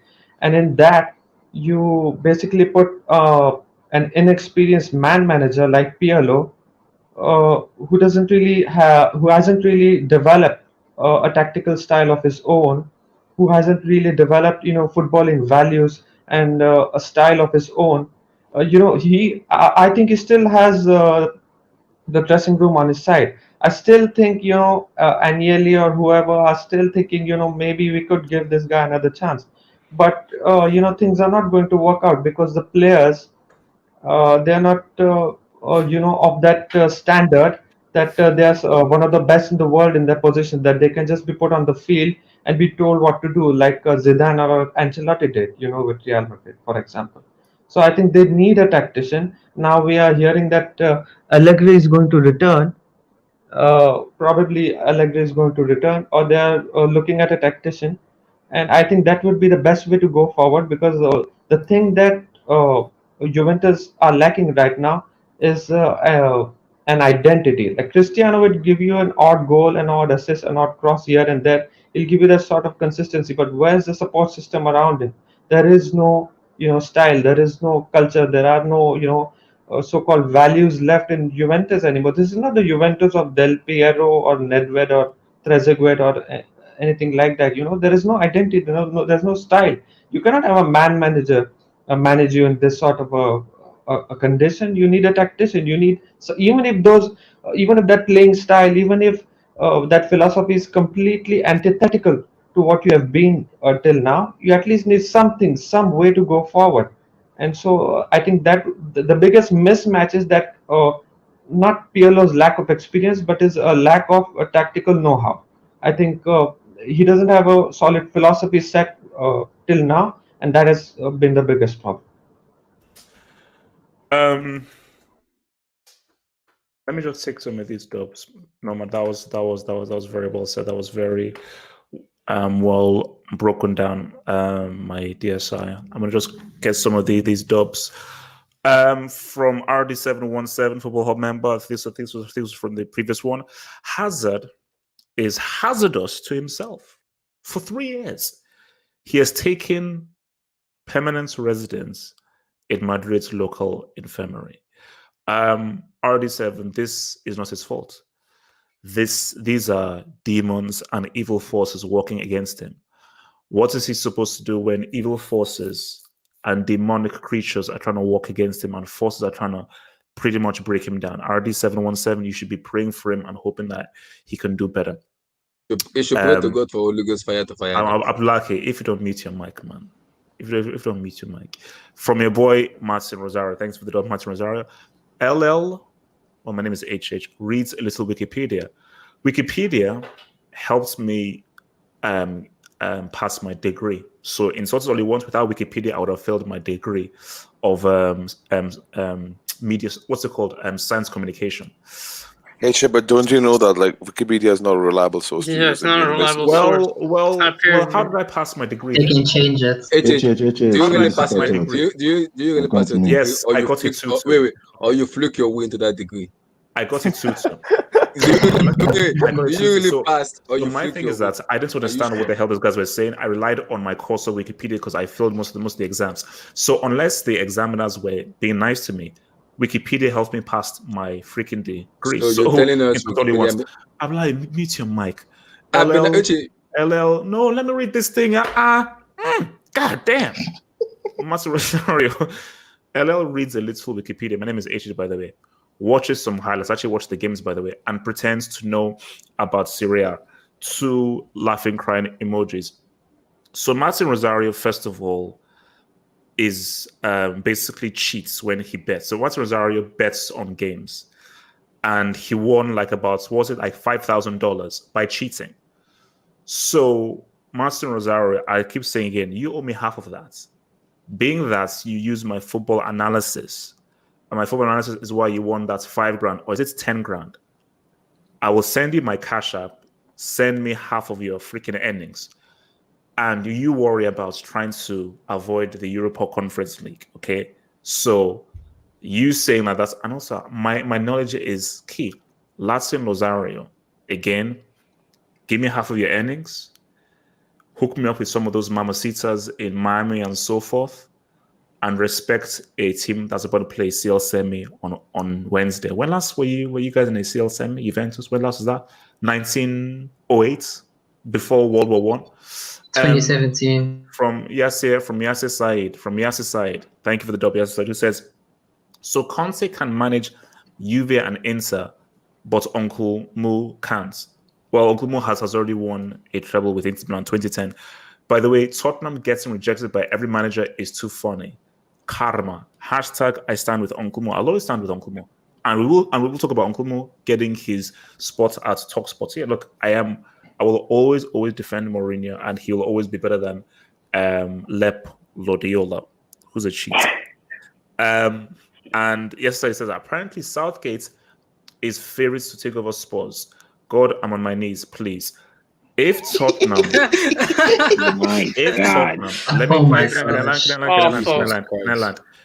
No way. If Tottenham Hotspur Football Club, let me just load this up.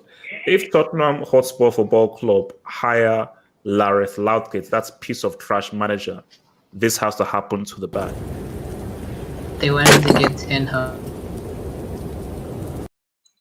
I triple dare Daniel Levy to come out with Gareth Southgate holding up the Tottenham jersey with a big, massive grin. If these guys go from Pochettino and Mourinho to Gareth Southgate, a guy who literally was selling fruits I saw him selling fruits under the bridge. I was What walking are under you the and bridge. fruit sellers, man? I was last night under the bridge. I was under the bridge last night. I saw him selling fruit under the bridge. That's why I saw him in there under the bridge. So you take a guy who was selling fruit under the bridge and is that going to now manage Tottenham Hotspur? Daniel Levy, you are a flipping embarrassment, guys. Let's keep it moving. No, hold on. I'll talk about Serie. Oh, God, look, don't abuse this. No. Hold on. You know why you guys were talking? I was going through the table. I was going through the teams. Bro, do you know how many players I found that were over 30? No. Let me show you. Alexis Sanchez, 32. Arturo Vidal, 32. 3. Perisic, 32. Ashley Young is going to be a Serie A winner, 35. Kolarov, City reject, 35. Matteo Damian, 31. Handanovic is 36. Zlatan Ibrahimovic is 39. Mandzukic is 34. Ilicic is 33. Mertens is 33. Ospina is 32. Ronaldo, 36. Buffon, 43. Sandro and Aaron Ramsey, 30. Mertens is like 34. Bro, I'm not even halfway there. That's crazy. Bonucci, Kalini. That is crazy. Got a lot. Dude, I just did in like 5 minutes, bro. Quadrado is 32. Bonucci is 34. Chiellini is 36. Immobile 31. Do you remember that Lucas guy that was in Liverpool? Lucas Leiva. Oh yeah. Homeboy is in Napoli. Balling is 34. Peperina is 38. Edin Dzeko from Man City is 35. Mkhitaryan from Man United is 32. Pedro, your homeboy, is 33. Javier Pastore is also there. Chris Smalling is also there. Frank Homeboy Ribery is 38 and is still balling. Some guy named Jose Callejon is still there. Gervinho from Arsenal, 33, is still balling, bro. Salvatore Sirigu is there. Nainggolan Asamoah, Diego Godin, 35. Homeboy is still there. And this is just something I came off like quickly. There's still more I just missed, bro. You can see why I called that in the retirement league, European MLS. Let's be honest, bro. There are some players that are still balling that we don't know about that are still there. Bro, this guy is the perfect example. There has to be a rule. There has to be a rule implemented in order to protect the youth, man. There has to be a rule to protect the youth in Serie A because this is embarrassing. Dude, Aguero that we're calling old. This dude is 11 years older than him. Bro, he's a decade older. This guy's career is older than Haaland. Let's be honest, bro. No. See, even from way back in the day, that since we wanted Serie, they've always respected older players. Like I think I remember like Costa Curta played until like 39. Maldini played till 37, 30. So they've always been like they've never been. See, like whereas the Senior Citizens League. Let's be honest. No. It's like League. They're like the total opposite of the Bundesliga. Like Bundesliga is the orphanage. Like they take kids off the streets and just give them a chance and a career. But like Bundesliga, these guys are like 30 and up. Like 30 is like basically you're a youngin. You know, you're like a youth player if you're 30 in this Serie. So you see now, I'm not looking at guys in the live chat saying that how much credit should we give Lukaku based on those ages that he received. And I'm like, guys, I'm not gonna go there. That's just being rude. Lukaku deserves all the credits he deserves. So let's not say, and also let's not be ageist. Okay, let's not be ageist, man. So guys, I wanna talk about this, man. Can I just? I want to pull up an image for you guys. It's a simple image, just a simple image, because this goes to something I have been saying earlier. And that's the image there. So Uber Eats.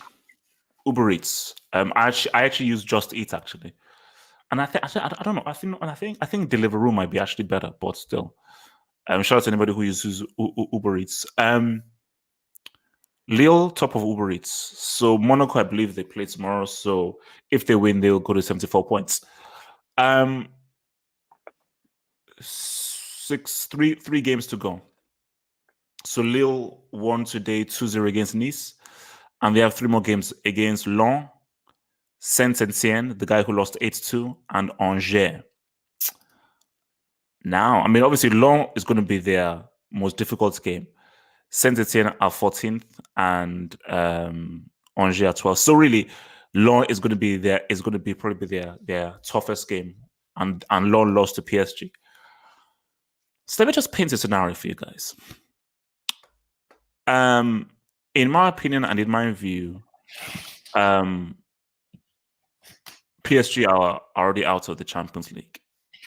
So let me say this right now. If Lille win Uber Eats ahead of PSG, does Pochettino deserve the excuse of, oh, I didn't take over from the start of the season? Or should he still, as someone just says, these guys have lost 8 games. Oh my God, they've lost 8 games. So my thing is, anybody in the live chat or in here, how many games did Tuchel lose before Thingy took over? That's what I want to know.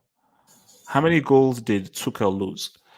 Because how much blame should this be given to Pochettino? Because Pochettino took over pretty early. But by the time Pochettino came in, they were like 7-8 points behind Lille, and they were like in 4th. So he did cut down the difference. He did give them a chance. Okay, so then let me ask you more then. If these guys don't win Uber Eats and they don't win the CL, should Pochettino be sacked, or does he deserve the benefits of the doubt for another season? I don't think he should get sacked. I think he deserves the benefit of the doubt. I think even if they do get knocked out by Man City, the run in the Champions League hasn't been an easy task. Doing what they did to Barca and Bayern, those are 2 impressive ties, I think, to win. And in the league, they were far behind Lille when he came in. I think they weren't even in the top 3 when he came in, and now they're challenging for the title. That's a decent job too. And I think people underestimate the value of the off-season for managers to kind of work on new ideas and kind of deliver their ideas to their players and just feel them out. Like when you come in the middle of the season and you have to do everything on the fly and just go with the flow and roll with the punches, it kind of complicates things for a manager. So I think even though, he did come in December and he has had some time under his belt, I think it's not an easy task to come in the middle of the season and do, get a team to the semis, beating Barca and Bayern, and get them back in competition for the league. So yeah, it wouldn't be a good look. Obviously, it's not over. They could still win the league. They could still win the Champions League. But so far, it's not a good look. But it's still sincere. And he does have the cup final, too, so he could win that. So I mean, also, how big of a dub would it be for Lille? Because I know obviously they've got your Canadian boy, Jonathan David, up in there, but they don't really have any kind of world-class players. So my thing is that this will all be part of my Neymar narrative as well. Because Neymar, on your watch, you fail to inspire your team, because there are games where you've been sent off of games and so forth. So how much will this harm Neymar if they don't win the Champions League and they allow Lille to win the league ahead of him? For Lille particularly, I'll talk about Neymar in a second. For Lille particularly, it's a huge achievement Because even obviously when Monaco won the league, it was huge, but they had a lot of talented young players like Mbappe, Bernardo Silva, Fabinho. They had more experienced players like Falcao, Camille Glick, Subasic, Thomas Lemar. So they had a lot of talented players when they won the league. It was still very impressive, don't get me wrong, but Lille don't have anyone. And the fact that they've been able, people are going to say, oh, PSG didn't have their best year, switched coaches, which is true, but that shouldn't take away anything from Lille's achievement, because for a team other than PSG to win Ligue 1 in itself is impressive. But when it's a team with hardly any, names that we know about as football fans, unless you're like an avid Ligue 1 viewer or Lille supporter, you're not going to know about most of their players. So for them to come in and win this thing, it's very, very huge for them, especially that Jonathan David is Canadian. And for Neymar, look, if they win the Champions League, no one will care about the league. That's the thing. If he inspires a comeback versus Man City and they win the Champions League, no one will care about this. He has been injured for a while. The thing I hold against him most is the red card versus Lille more than anything. Because that could have been the game because I think they were 2 points ahead of Lille when they played that game. So you got to win there, and you pretty much have this thing in the bag. So for you to get sent off in that game of all games and not really do much, that's the thing I hold against him most. I think you exaggerate in your agenda against Neymar. I think it's unfair. But still, it's not a good look if they go without the league or the Champions League for him. Guys, anybody wants to chime in, man? PSG, LSG, man. Are these guys gonna have a complete disaster of a season? Yeah. Okay, I'll just counting it, and I think since Poch got the job, he has lost 4 games to some team named Lorient, Monaco, Nanites, and Lille or Nantes, whatever the name is. So those are the 4 L's he took since January. So in less games, because I think it was after round 17 that Homeboy got sacked. So, but look, man, taking over a team after mid-season is not always easy. Although Flick did it and got a treble, but that's a different scenario. He was there before. Poch wasn't. Look, if let's be honest, I'm not sure it wasn't on Mourinho. I said that, bro. It's usually a given that if you go to Serie A, it's Juve. Go to Germany, it's Bayern. Go to PSG, it's meant to be goodness. Go to Ligue 1, it's meant to be PSG. So if they do not do it, it's going to be weird and embarrassing, because I don't really care how many points behind Homeboy was. It was it, you say it was 5 or 4 or whatever. Look, it's still, But you still lost like 4 games though. You shouldn't be losing 4 games. I'm pretty sure they were behind because they were a game behind as well. If I remember correctly, they were like a game or 2 behind the others, because they had Champions League where the others did not really have much. Mm-hmm. So you look at it and it's like, look, you should still not lose the. Dude, is Liga, no disrespect. Okay, I know I've been disrespecting some leagues lately, but let's be honest. No, it's like, I mean, they really should be winning this stuff. But look, like you said, if they lose it and win the Champions League, you could say all is forgiven. So it all depends on the Champions League, because if your resume at the end of the season, all you can give me is Coupe de France, like that's it, and Trophies de Champs, so whatever the Community Shield version is over there in France, then that's not good enough if you're PSG who monopolize the league. Okay, that's just not good enough. Okay, so the league has to be one. Look, I think they'll still win it, because I think PSG still have much firepower, although Lille are really holding out. I expected them to be down by now. I mean, I really expect them to be down by now, but they're still holding on with 3 games to go. They've played 35 games. Oh man, look, they have to win it. PSG have to win it because it's going to be embarrassing if they do not. Let's be honest. So do you think he deserves to be sacked if they don't win it? PSG. It's too early. You see, that's the crazy thing. It's hard because this is a soccer offense, but you could say that he didn't start from the beginning of the season, so it's hard to judge him over just half a season. You can't say he can be sacked. It's harsh for him to be sacked, but it's not a good start. That's what I'm just saying. It's not a good start if you could not clinch Ligue 1. I know he didn't start the season, but let's be honest. Even if it's not because you were 10 points behind. Okay, it was just like 4 points or so. So that really should not be unsurmountable. Plus, you lost in some very funny ways. I mean, losing to Lille makes sense because they're the actual champion. They're the ones that are challenging. But some of the other L's they took on the way, some of them don't make sense, like losing to Nantes and the others now. So he shouldn't be sacked, but it's not a good start, man. Not a good start. From your boy, yes, Said, man, thanks for the dub. He says, Poch doesn't get the excuse when Tuchel picked up Chelsea from utter shambles. This is true. I look at the difference between the two teams. This is true. Frank Homeboy left Chelsea might that not team even make top in 4, tatter. though. Oh, Mo, relax. Mo, relax. It's true, Wait, Mo. He hasn't made top 4 yet. Mo. Positivity is the key to life. Okay, happiness is what will set us free. Negativity will hold us in shackles and chains forever. Mo, where's your positivity? Okay. Hey, Thursdays here. What up, bro? Yeah, what's up, man? Yo. So wait, so guys, just to tell you, because I mean, a few topics have come alight and so forth. Oh, by the way, side note, Yasuke, the anime on Netflix, is complete and utter garbage, by the way. One of the most disappointing things I've ever seen in my life. Side note. So we're going to talk about what Yasuke. Okay, yeah. It's like a new anime thing on Netflix. I was looking forward to it by a black samurai. Garbage. HH, can I quickly talk about this? You have a video game for it. Cool. Can you? Okay. Yes, sir, I'll come to you. Let me just tell you guys. So, guys, we're gonna get into a little bit of Havertz. We're gonna talk about. So, shout out to your boy Infinity. See, Infinity, I'm gonna give you your shouts now.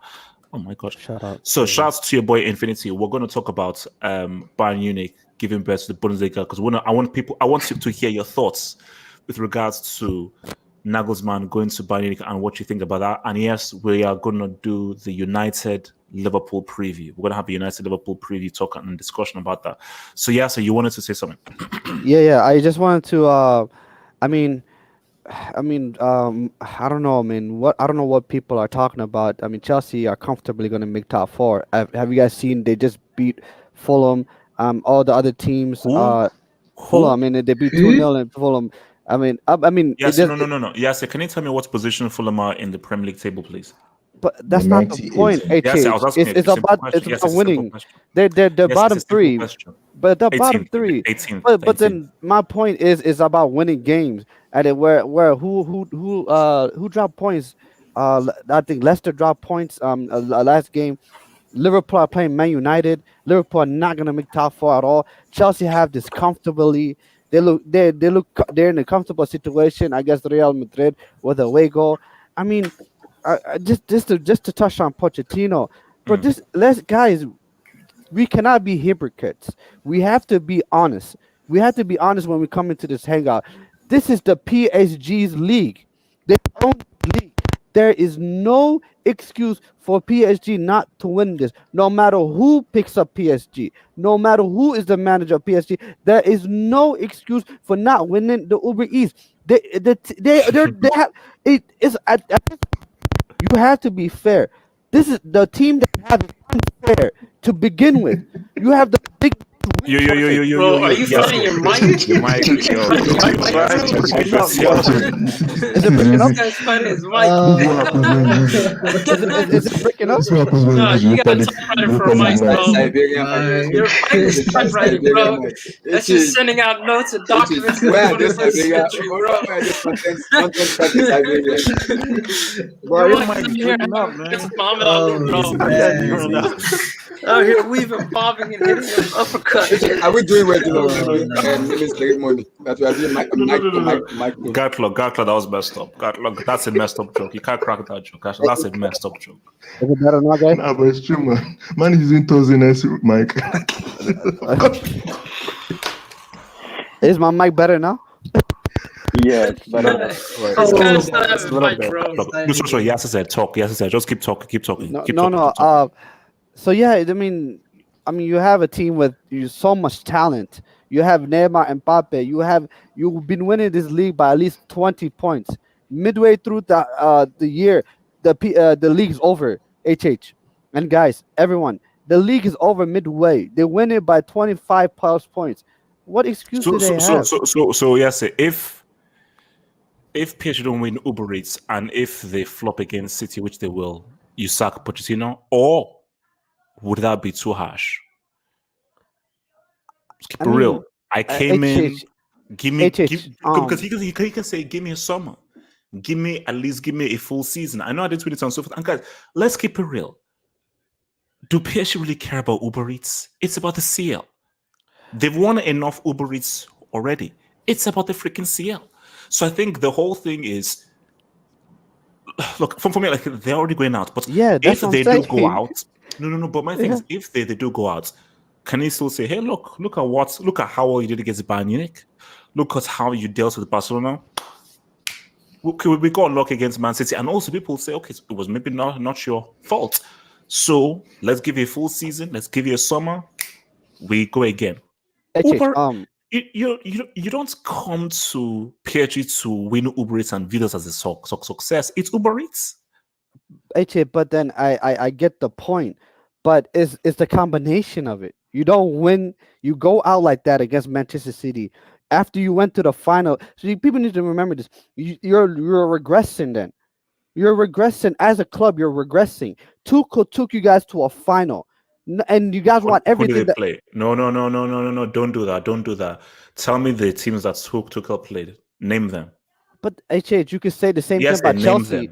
You can say the same thing about Chelsea. You guys beat Porto. No. We're not bringing Chelsea. Congrats. We are comparing the two. Tuchel, Dortmund, Atalanta, Red Bull Leipzig without Turbo Timo. But it's all about, like, you cannot say that even like. Why can't I say that? Because you can't say that because every road to the Champions League final is not the same.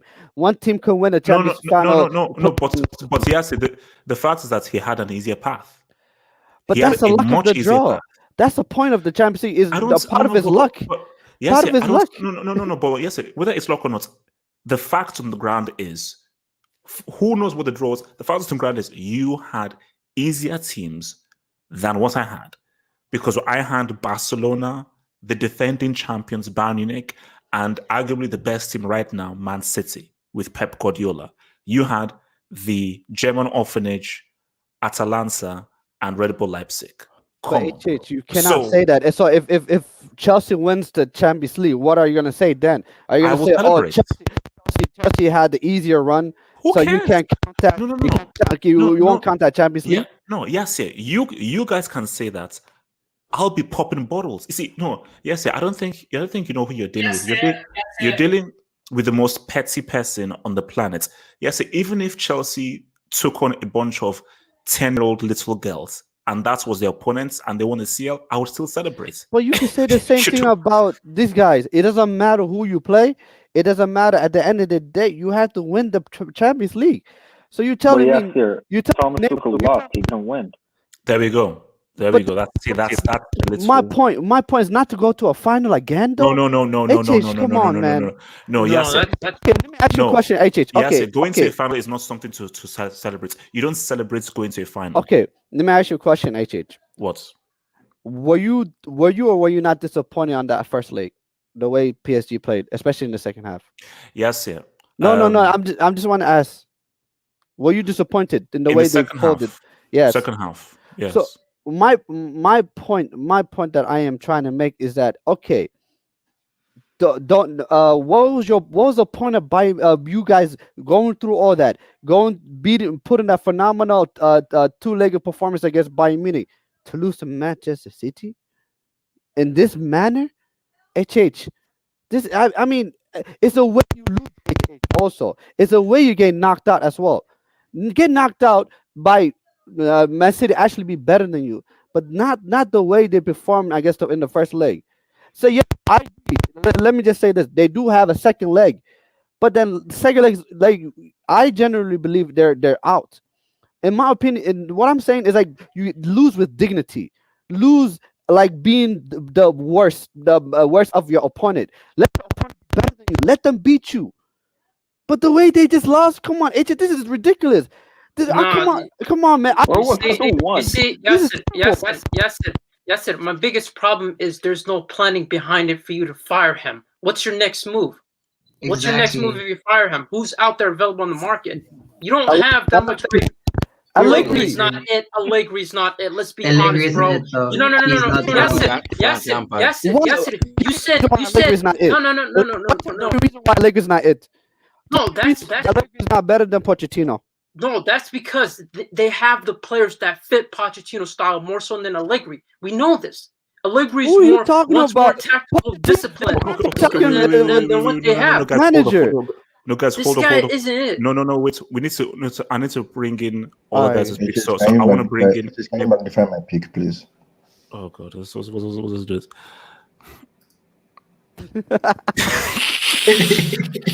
That's messed up. That's so messed up. That's messed up. Yeah, so you better get the business done on Thursday. So wait, before I come to Nippon, let me just hit this job. So from True City Fan, shout out to your boy, True City Fan, shout out to your boy, True City Fan, man. Check out his channel, man, his City Fan channel. He says PSG reaching the finals was a key step for them. Both City and PSG need to win this UCL. Both need it badly, 100%, 1000%. Who needs it more? I think they both need it as bad as each other, and that's the funny thing. That's why it's called the El Clasico. But I think it was a significant moment. And yeah, like for me, I do agree that you could argue that it is regressing because you made the final and now you get not to the semis. But for me, a final is nothing to celebrate. You only celebrate when you lift up the trophy. That's all that matters. All that matters is the win. And we all know about like how hard it is to repeat in the Champions League. So getting to the final is just as hard. Wait, Nippon, talk to me. Yeah, I'll say one thing about Uber Eats and PSG not winning it. It is the history of the Pochettino.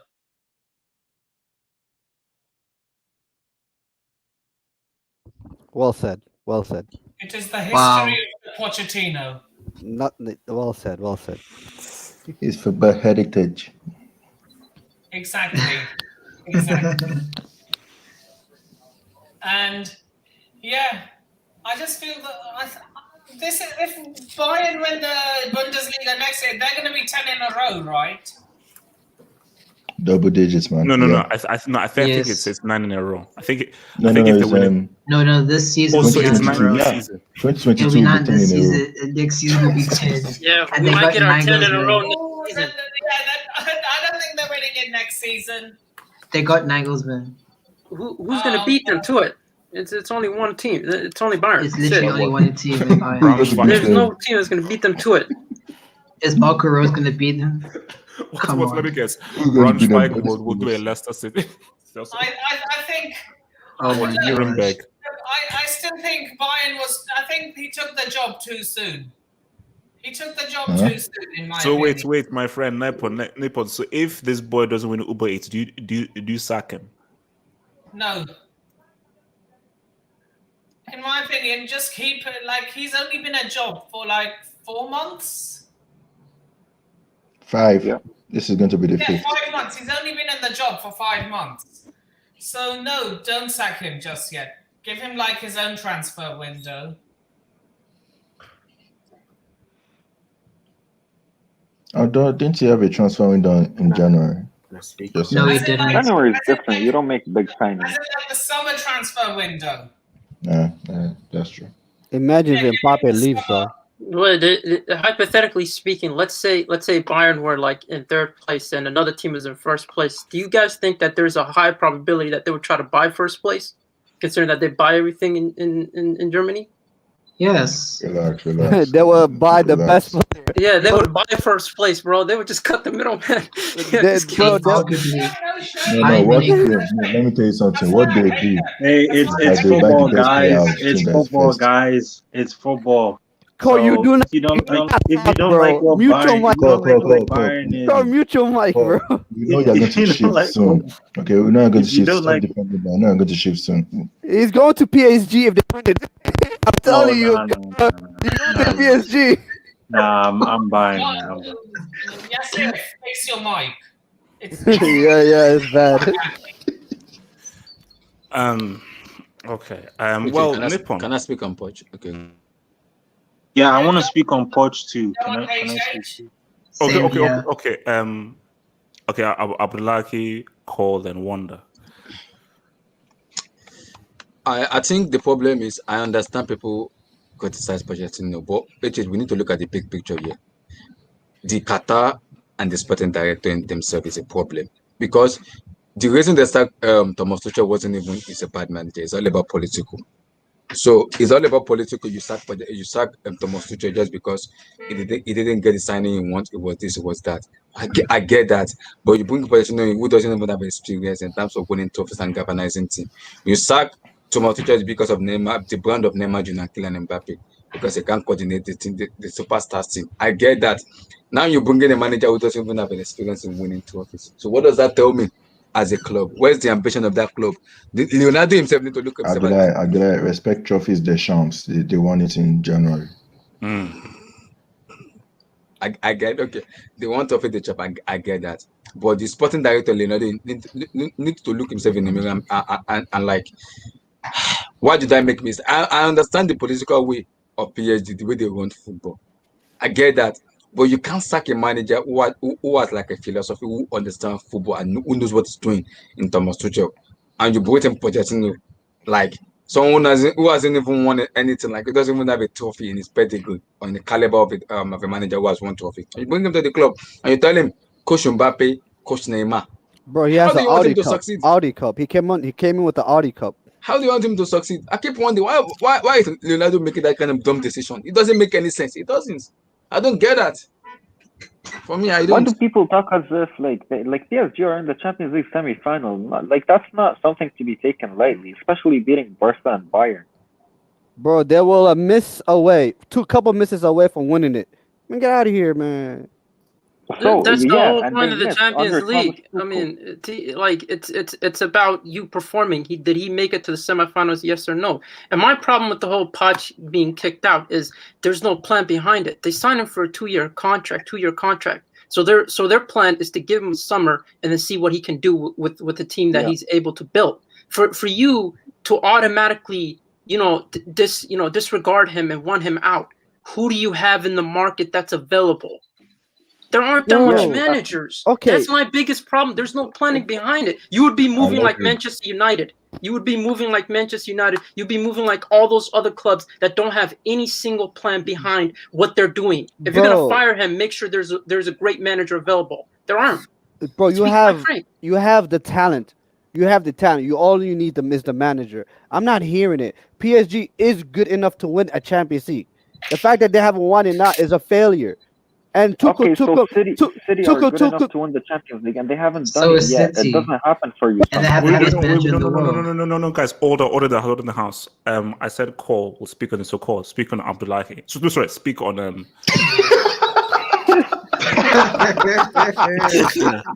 Speak on Abdullahi. What's up in my head? What's up, man? Cole, speak on Pochettino. Speak on Pochettino. Yeah, so my thing is, I think the one thing about PSG is that they made a huge. Keep talking. They made a huge mistake of not equipping themselves with better fullbacks. You understand what I'm trying to say? I always said, even before that City fixture, I said, like, bro, like, if you look at that City fixture, all around, City's a much better team than PSG. My thing is, PSG is having to rely on Neymar, Mbappe, and the likes of Moise Kean to really help this team out and to get goals. You understand what I'm trying to say? Di Maria too is also helping them out. So what I just really think that PSG really need to do is, if they really want to win the Champions League, I think they should have kept Tuchel. And not only they should have kept Tuchel, but I think they should have really invested in better fullbacks. Thilo Kerr is not a world-class fullback. This guy, Colin Dagba, he's not a world-class fullback. You understand what I'm trying to say? Backer, he's horrible. I'm sorry, but he's horrible. Against City, you just saw it. He was just atrocious. You understand what I'm trying to say? And then also, one thing that I have one of my problems with PSG is, why did you sell Thiago Silva to Chelsea? Because you don't have a standout center back right now. Kimpembe is not that good. I'm sorry to say this, but Kimpembe is just not that good. Is that enough to not win Uber Eats? No, but like, okay, like for example, HH, like for example, last season, Bayern had a complete squad. The first team for Bayern was really good, and the bench was really good. You understand what I'm trying to say? They had good fullbacks when they won the Champions League last season. Let's look at 2018-19 when Liverpool won the Champions League. They had better fullbacks, Trent and Robertson. You understand what I'm trying to say? You're not telling me that Thilo Kerr and Colin Dagba and flipping Mitchell Bakker can help you win a flipping Champions League. Don't say his name like that, man. Don't say his name like that. I'm sorry. None of those guys are actual fullbacks. No. But the way he's like, don't over exaggerate the R, because when you say Mitchell Bakker, like he sounds worse. So don't over exaggerate his name, man, because it sounds worse. So what I'm. Wait. Let's call around, but then I need to come to one that we need to move on. Let's keep it snappy. So what I'm saying is, PSG will sack Pochettino. Okay. They made a huge mistake in letting Tuchel go, and I think they're gonna get punished for it. Yeah. Okay. And Wanda, round us off with Pochettino.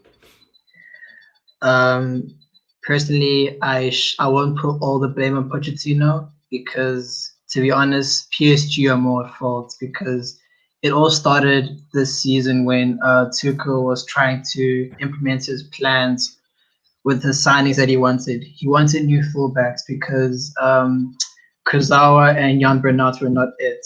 Like, you saw how Bernat was in the Champions League final last season. He wanted better fullbacks. Also, what had happened was, obviously there was a dispute with the board in terms of his long-term plans. Hence why during the season he was playing players out of position. You'd see Danilo Pereira playing at centre back, Marquinhos at CDM. Like, he was playing players out of position just because of the fact that he couldn't get the transfers that he wanted. Now, of course, Tuchel, being being the person that he is, he will kind of like be very, very repulsive in that sort of way.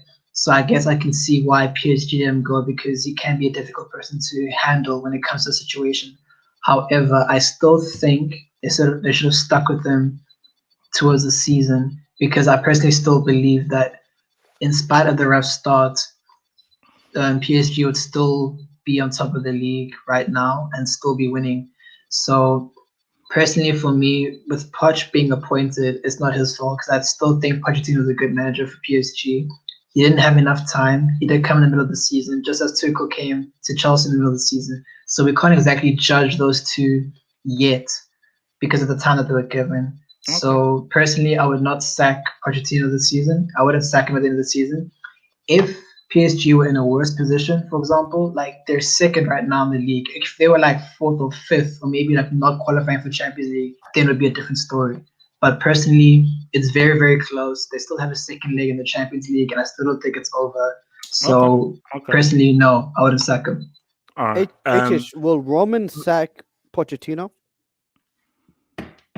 Is it Abramovich? Abramovich. If Abramovich was the owner of PSG. Oh yeah. Yes, 100%. Okay then. But Then what are we 100%. talking about then? No, guys, let's move. It's all about We've been context. here for too long. Let's continue. Okay, let's move. Let's move. So, I want us to talk about this dude right now.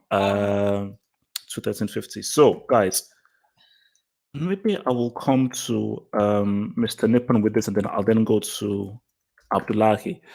Kai Havertz. This is more of like a footballing question, you know. So Havertz scored 2 goals. Is this the last topic? Is this the last topic? No. There's still 3 more. Three more topics. So Havertz is he scored 2 goals, and many people are saying now, hey, you know, Tobo Timo is a piece of trash and so forth.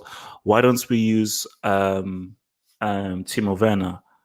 Why don't we use freaking Kai Havertz as a striker? Why don't you now retrain him as a striker, just make this the striker? But the argument that I made in my post-match is no, that would be a mistake. Don't be fooled. All because he can score goals doesn't mean that he should be a striker. His position is an attacking midfielder and a support striker and so forth. So, Nippon, you look at the Havertz, and maybe they're just looking at Havertz as a whole, as a player. Specifically, when I hear thoughts of like people who are not really Chelsea guys, just viewing Havertz as a player. So, Nippon, your view, do you think Havertz should be made as a striker? And what do you make of his impact so far? Not so good. Do you blame that piece of crap, Frank Homeboy, for ruining him? Your take on Havertz and what his best role is? Before I move on to Havertz, let me just say something about the fullbacks role. COR Football was saying, oh, you can't win the Champions League if you don't have world-class fullbacks. Was Ryan Bertrand world-class? He started a Champions League. He started the Champions League final we won. Was he world-class? As a winger. He was a winger. But he wasn't world-class. That's the point is he wasn't world-class. Oh my gosh. Wait. Okay, can I ask you? Core, relax. Nippon, just continue. Continue. Okay. So yeah, that's all I wanted to say about. Yeah, you can't about that world-class thing. I just thought I'd just debunk that as total nonsense. Okay. Anyway, yeah, I think the thing with Kai Havertz is that he works best if there's a striker playing in front of him. Which striker was playing in front of him today? Please, Gatlock, please, I'm begging you, don't talk. Mute yourself. Just mute yourself. Gatlock, just mute. Just let him talk, man. Let him talk. KDB settings. Yeah. I think, yeah, you're right. It's because it was like against the 18th place team. I think we do need to play a proper striker when we play Real Madrid on Wednesday.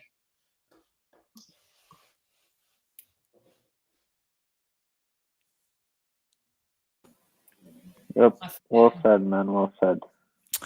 Can I ask you something, Nippon? What do you think the best role for Havertz is? What is he? Attacking mid. So are you saying 4-3-3 or 4-2-3-1?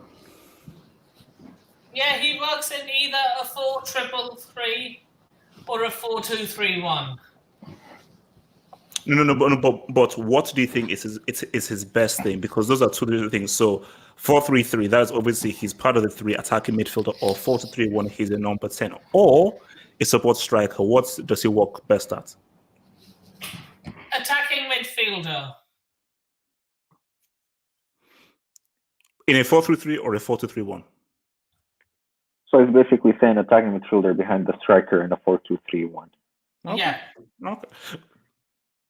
Because but then 4-2-3-1, that could be a number 10, because the guy in the middle, I suppose, could be a number 10, or okay, all right, okay. Or So you could see it, the 4-3-3 is like what Real Madrid played. He works best in a strike partnership. Yeah, see again. So if it's a strike partnership, that necessarily isn't 4-2-3-1. That is like a 4. That's like 4-4-1-1. 4-2-2-2. Or 4-4-1-1. where he's behind the hand striker. 4-2-2. Oh yeah, or 4-2-2, which is what Tuchel played at. What Tuchel used to play for PSG. Like the 4-2-2, where the Ziyech and Havertz either side, or Mount and Havertz either side, and then you have the two strikers in Timo Werner and Olivier Giroud up top. What? Oh, Chineke. Okay, wait. I would like you, Chineke, yourself. I'm going to come to you right now. Let me just get some of these jobs.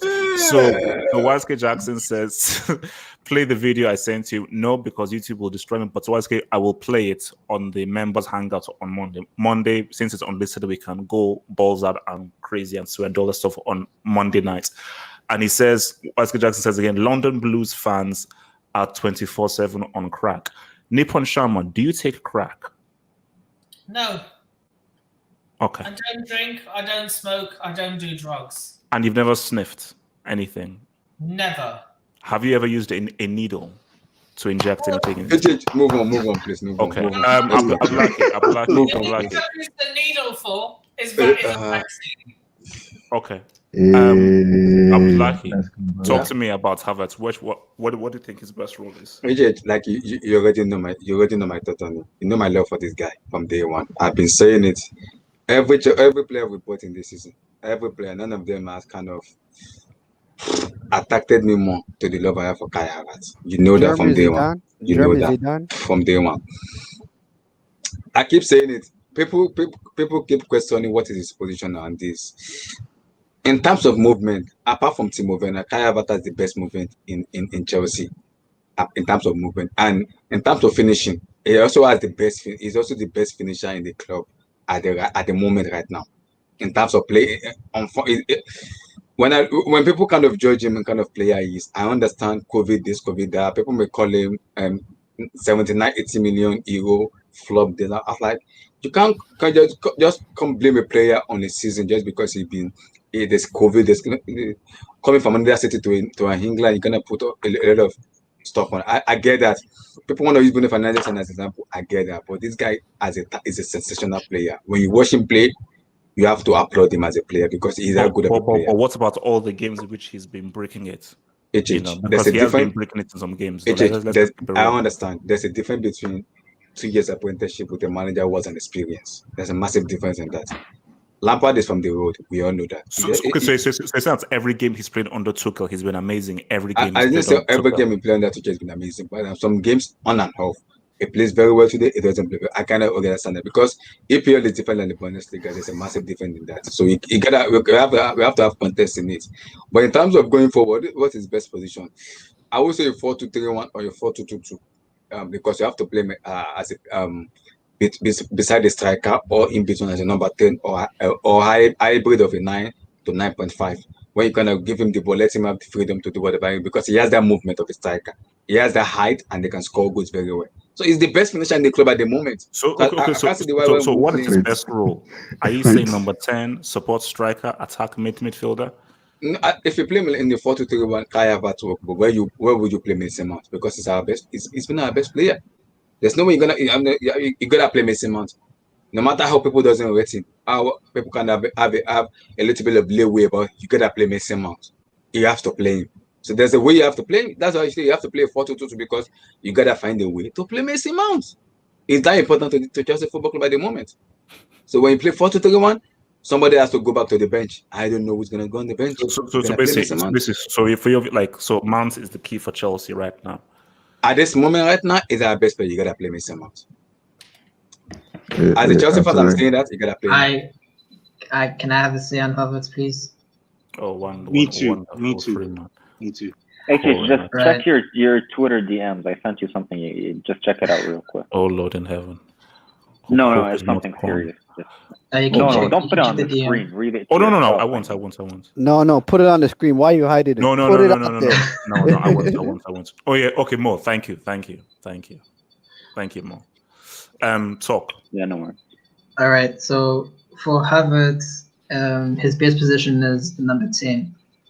Like I've seen a few highlights from him in the Bayer Leverkusen, especially in Europa, where he was on that run of like in good form, and he has played involved in multiple positions, but his best position is definitely the number 10 role.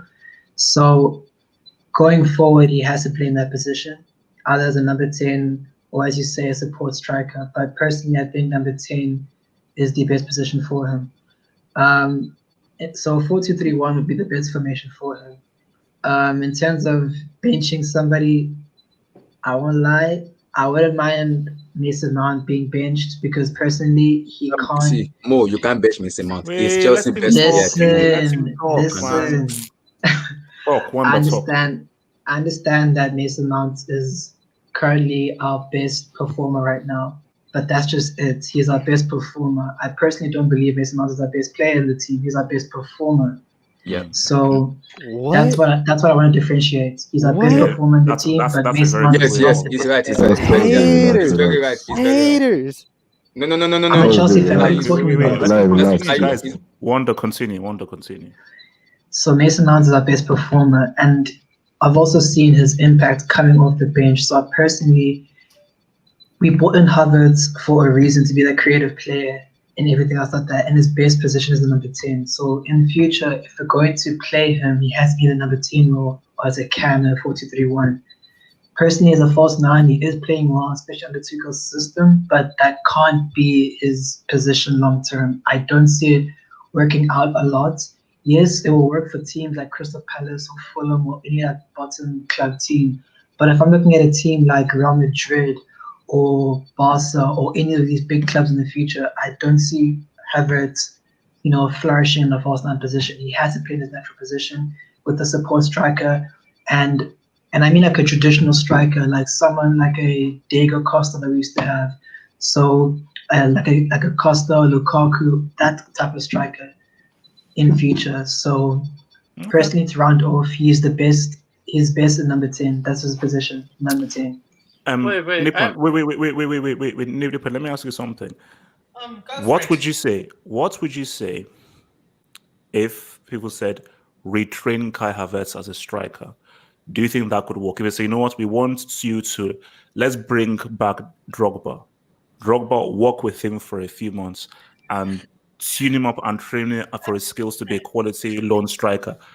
What would you say to that? Or would you say, stick him as being an attacking midfielder? I actually don't know. It's tough because he can finish. Dude can finish. Dude is a very good finisher and is better than Blondie.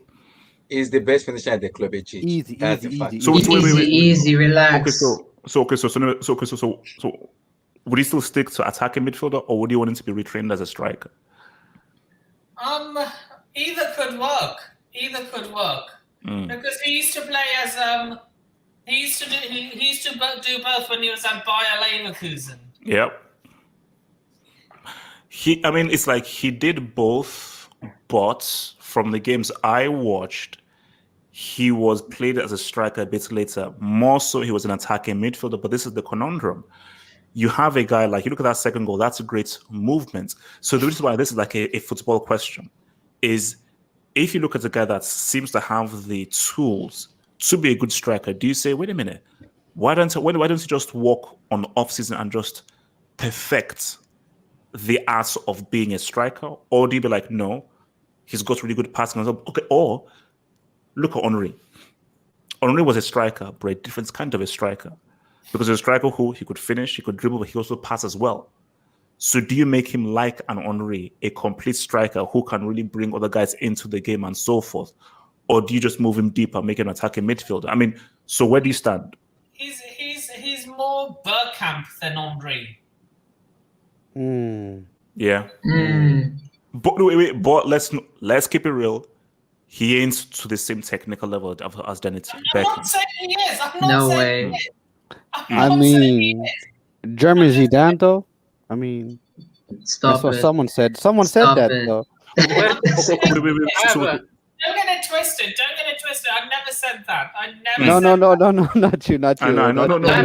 Not you. I have a question in determining his position. Like a footballer, I meant. He's more Bergkamp than Henry. I never said he was at the same level as him.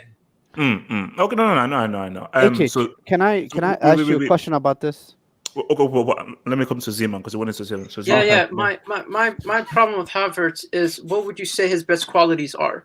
Is it his ability on the ball? Is it his ability to make creative movements, or is it his ability to spot the pass of play? Does he have incredible vision? I think it's all round. Okay. He's an all-round guy. So it's like his balance, his footballing intelligence, his movement, his awareness, and everything.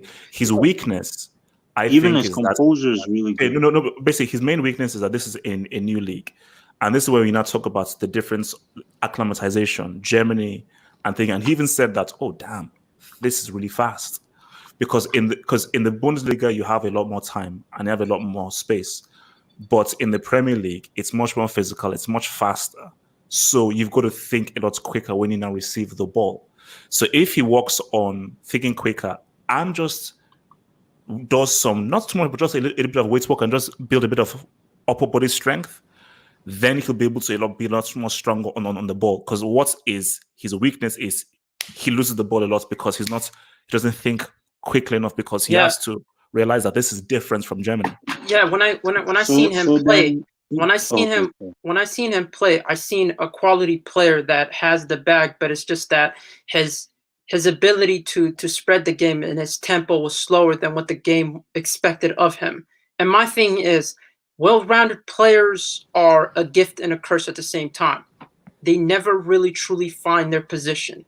They never really truly find their comfort zone, and they never really find that one position where they could excel, but they spend so much time trying to perfect all these different things when they should have focused on the one thing that they have the ability to do so. So for me, if Kai Havertz is a well-rounded player and he has all these different mechanics and all these different attributes, would you be okay with setting him as a striker when you could just buy a striker in order and have him almost play as the shadow forward, as the playmaker, where he can express all and utilize all of his different attributes? That's where I would go about. But then that would be you would have to make sacrifices in terms of your formation, and if you decide to go with him as a striker, there's a lot of training and patience that's required for that. Is Chelsea willing to do that much amount of patience to build him up to be a striker when you could just buy a striker and utilize him for his best capabilities? This just goes off about the question I was about to ask HH. Is that because what I'm finding out is that the summer we had in terms of transfers of world football has been ridiculous and has been a shambles, because a lot of the players went to the wrong clubs. You look at Havertz and you look at the way City play with no strikers. He fits perfectly. Put him in that false nine, he will ravish. He will ravish because he doesn't need to, like Zima said, to fit somewhere. He can like Pep will actually play him multiple positions and he will work. Like in Leverkusen, the way they played him at false nine at one point, they play attack with Kevin Volland. Sorry, he played in a two. He played in a two with Kevin Volland. But then with Chelsea, the way you look at it, sometimes it looks like Chelsea they just don't fit Havertz, in my opinion. Like, he's a fantastic player. He's a player that you want to have in your team, but then when you have a team like Man City where you can play him with Aguero, you can play him false nine, and you can surround him with De Bruyne, Foden, and Bernardo Silva and Mahrez. I mean, like, where these players are jacks of all trade, like Zeman said, where we have Bernardo Silva, he can play as a 10, he can play as a false nine, he can play out in the wing. And I guess PSG, De Bruyne was playing as a false nine. I mean, Pep Guardiola, in my opinion, that would have been a perfect system for him. Where, yes, you know what I mean? I get. I have a question. Let me respond to you. Let me respond to you. Yes, see, I get what you said. That was why Tuchel was brought in, because it's more of a possession-based manager who kind of play possession. The way we play now fit Kai Havertz more. That's why I said people may come at me. He's the best finisher in Chelsea Football Club at the moment in terms of scoring goals. People may not agree. He is the best finisher. You can check any stat you want to check. He's the best finisher. But Abdullahi, be honest with me, okay? I'm gonna ask you guys, and all Chelsea fans, you guys can answer this question. Against Real Madrid, would you play Havertz? No. We'll get there. No. I don't know. That's for Sunday. Okay. That's for Sunday because that's a long. Because that's a long answer. That's a whole long answer. I'll take at least 30 minutes to answer. So we'll do that. The thing is, HH. Havertz had a great game today. Let's not beat around the bush. He had a fantastic game today against Fulham. Fulham, who are 18th. My point is, Chelsea is going to get to the point where you guys have to decide who is going to there's going to be certain players that must start in almost every single game for Chelsea. You know what I mean? And is Havertz that player? The bottom line is Chelsea need a striker. Exactly. And they need Havertz to play off the striker. That is the answer. I'm just doing this just for the sake of discussion, but the bottom line is Chelsea need a good quality finisher who is a natural number 9, and for Havertz to play off of him, and that is the perfect scenario. But how does Havertz and Mount play together, though? That's my question to you. They'll figure it out. Okay, wait. So call, and then we have to move. We have to move to the next topic. So call, talk to me. So HH, in Leverkusen, right? Kai Havertz, right? It was more of like a kind of shadow striker that played alongside Kevin Volland. Based on what you were just saying right now, you want him to play more as a hold up type of striker, meaning that he needs to build more muscle mass and so forth. So my question to you is, does he need? Do you really want him to be a hold up striker for Chelsea so that he can bring other attackers into the game? Or do you still want him to play that shadow striker role? Shadow striker, which is what it says here, the ideal scenario is there is a striker that's there, and he plays off of that striker, so he can use his goal scoring, his movement, but also his balance and his passing as well. So you can utilize all of those skills, because rather than being a non-striker, it's restrictive. Guys, let's move, because I want to talk about this. This is huge. So guys, I think this broke in earlier in the week, and Bayern fans were not happy with how I said this. So I want to repeat myself again for Bayern fans who are not happy with me. So in case you don't know, the Bundesliga is effed. It's screwed. Big time.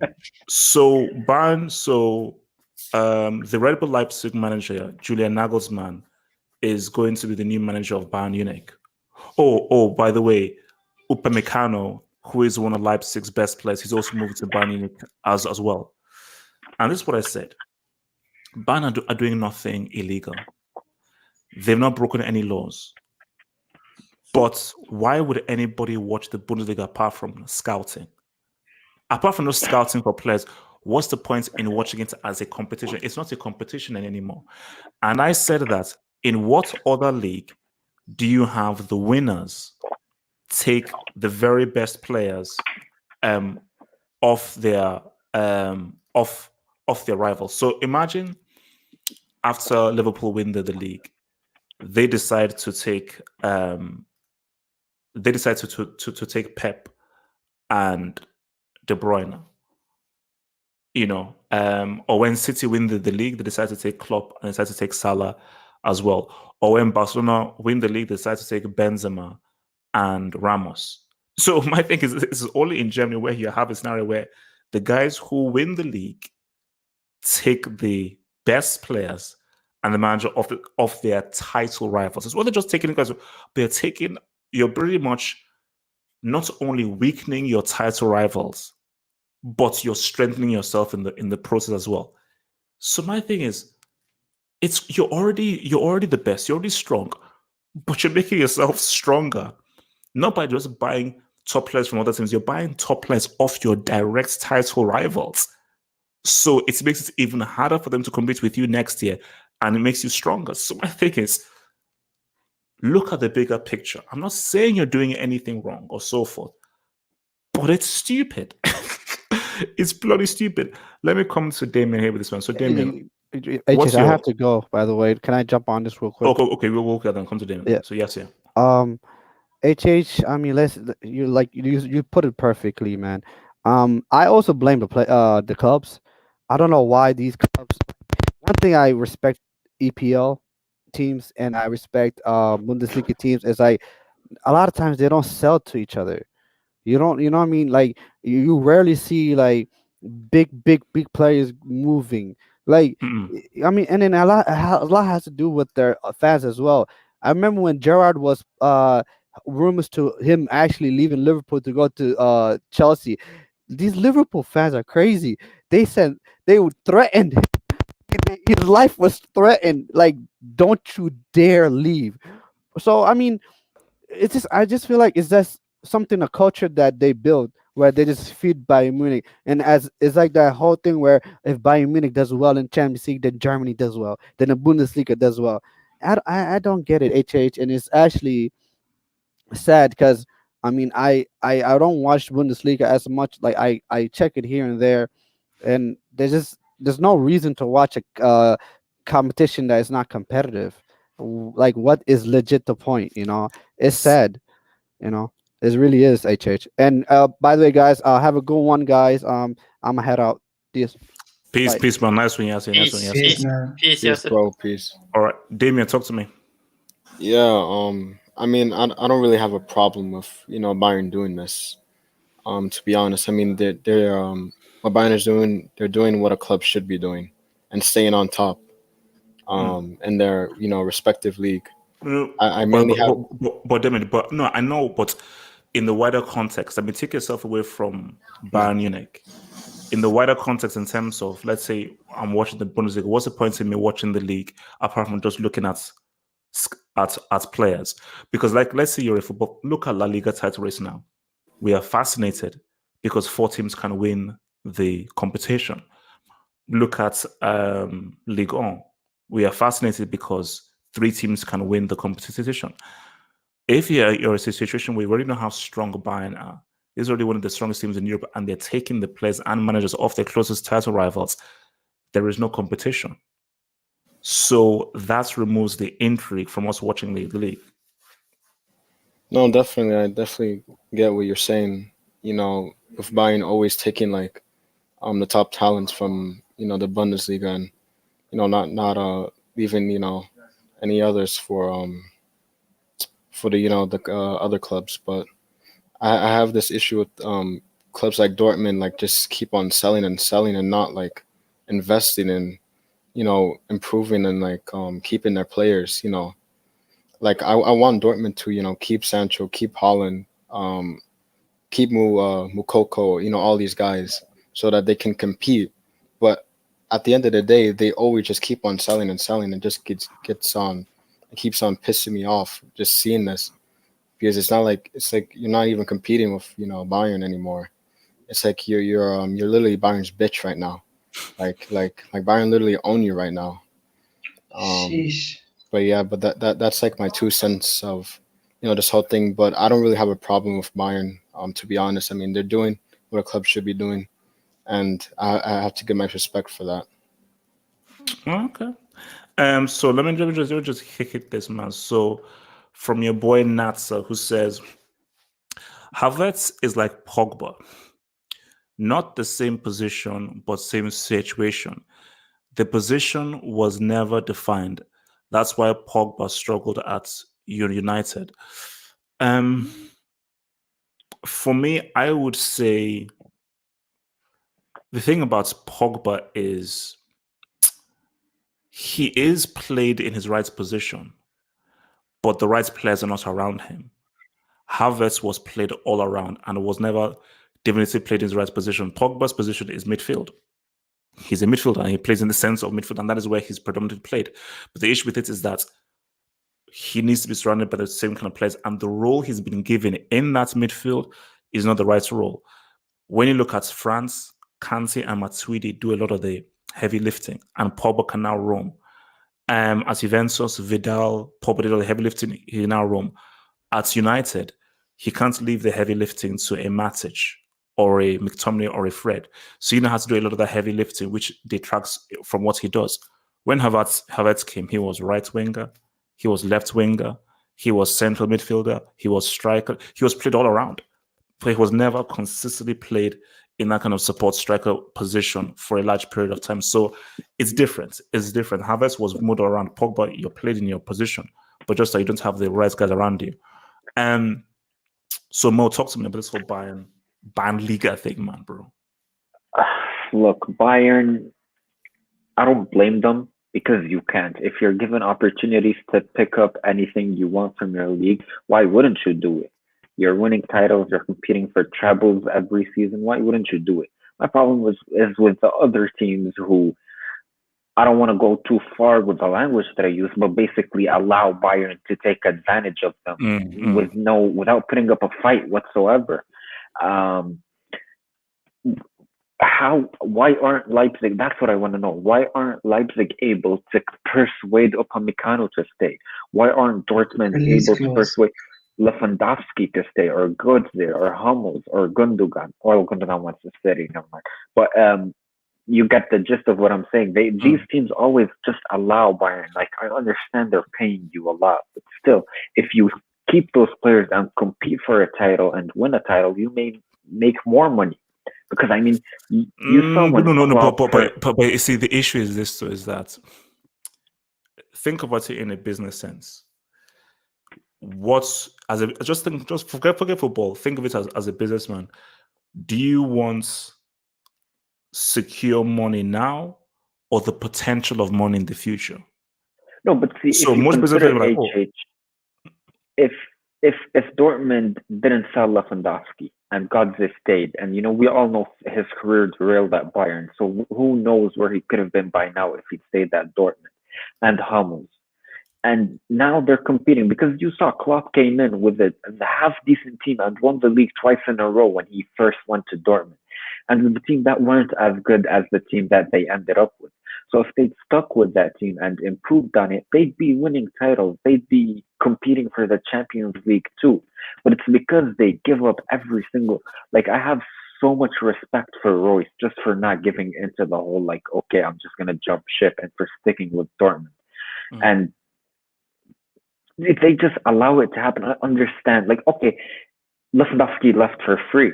They didn't even get anything for him. Same with, I think Hummels was left for free too. So it's just a lack of, they can't persuade players to stay. I don't think it's even about money all the time. I think it's just about, they're unable to persuade those players because their project, their future isn't bright enough. Like, when they first, you get Favre in charge. Who's that going to convince to stay?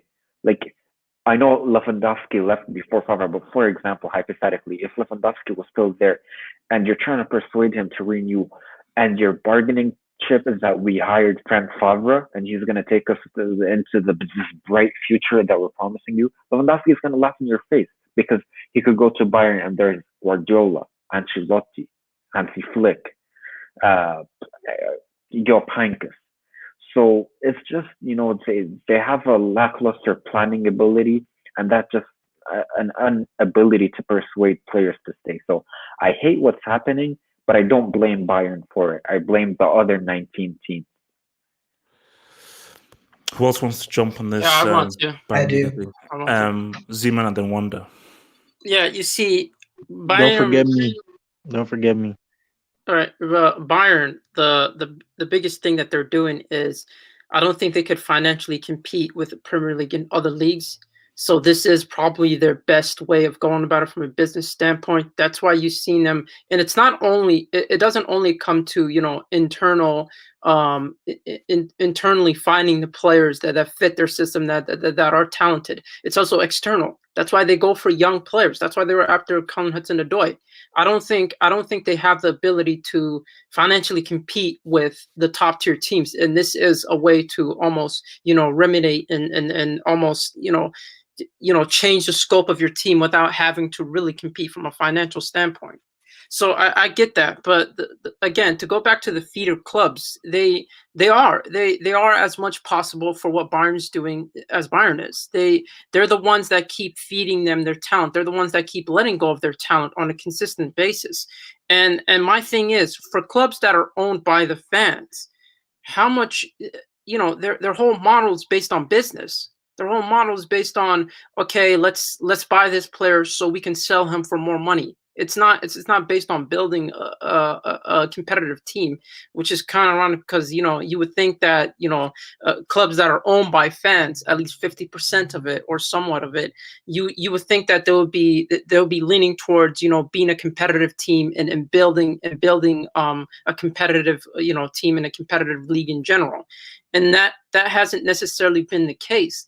So listen. The bottom line is I don't necessarily blame Bayern for the situation they find themselves in as much as I blame other clubs for letting this happen. As much as maybe it's a cultural thing. Maybe it's something that's more accepted in their culture, in the sense that majority of these German players, these German talents want to go to Bayern because it's the biggest club that they have possibly it's the biggest club in Germany, and there are no clubs that come anywhere near to the status of Bayern, and that has a lot to play with it, and that has a lot to play with. Maybe it's, for me, it's okay. I wouldn't say it's a conspiracy, but it kind of dwells into that realm. It's more of feed the best club that you have in your league, so they could be a representative of you and representative of just the German culture in general. And maybe that's the route. So basically, they all want to make Bayern strong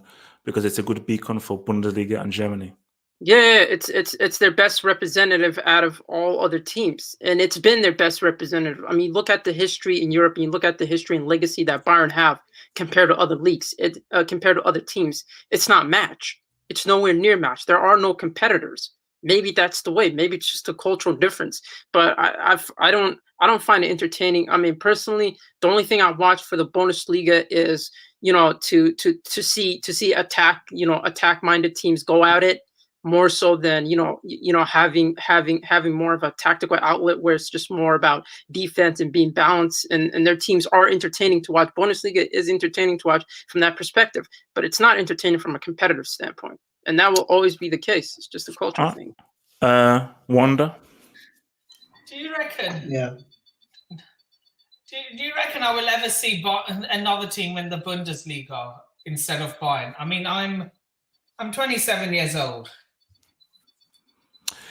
I think we could. Not likely. Just unless something drastically changes, not likely. Yeah. Personally, I can't really put all the blame on Bayern Munich because, like everyone said, I think it's the other teams not necessarily trying hard enough, or their visions or their plans for the future don't necessarily persuade the players. So, like, for example, Dortmund, they're known for bringing in talents and then selling them for a lot of money. For example, your Ousmane Dembele, bringing him in and like bringing all those talents in, making them good, and instead of keeping them, they just sell them on for like high cash and they reinvest into the youth. So I think with Dortmund, their issue is they're more focused on the fact that they're making money and the fact that they can like reinvest and go into it instead of like planning how they can use the talent that they have to win something. Hence why it's not like Dortmund struggle with that winning mentality. They haven't had winning mentality since Jurgen Klopp, personally. And as much as people like to praise Marco Reus for his loyalty and not leaving, I'm also a fan of Marco Reus too, and I do like him. But to be honest, what exactly has that gotten him? Because he hasn't won a Bundesliga title yet. He hasn't. So he should have jumped ship. I'm not saying that he should have jumped ship, but if the option was there and if he wanted to win the title that badly, he should have left a long time ago. So if you're in Royce's shoes, you would have jumped ship, or would you have stayed loyal and end up with no trophies if you were in his position? If I was in his position and I wanted to win, I would have left. No. Just you as a person. Forget about me as a person. You as a person. Would you have jumped ship, or would you have stayed loyal? Personally, I would have left. Okay. I would have left. That's fair. Because I want to win at the end of the day. Okay. First of all, Cole, talk to me, Cole. Yeah, so I'm gonna give it to you in 3 ways here. Royce is a small mentality player. He's not a big game player. He's a small mentality player. That's why he didn't jump ship to Bayern. Another thing that I also want to say is what's so wrong with Kai Havertz leaving Leverkusen? What's really wrong with Kai Havertz leaving Leverkusen? And what's so wrong with Werner leaving Leipzig to Chelsea? If you know you're gonna win something, I mean, HH is atrocious, bro. Like, bro, Marcus Thuram, all these players, Jadon Sancho, they're not gonna win anything. They're not gonna win anything with the clubs that they're in. Okay, yes, Haaland will win DFB Pokal. Okay, yes, maybe Sancho will win it. Okay, yes, maybe Leipzig will win DFB Pokal. But again, this is the first time they've gone back to the DFB Pokal final and they've actually like been competing on it. So my thing here, HH, is don't blame Kai Havertz. Someone crying? Okay. No, it's sorry, it's outside, sorry. Okay. Hope everything is fine. Yeah, I'm sorry. Okay. It was a little girl, sorry. My thing here is the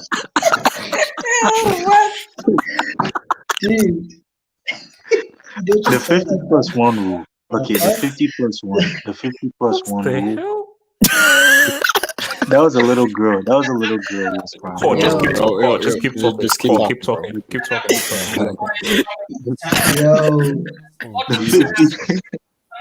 No, he was crying to his mom. Okay.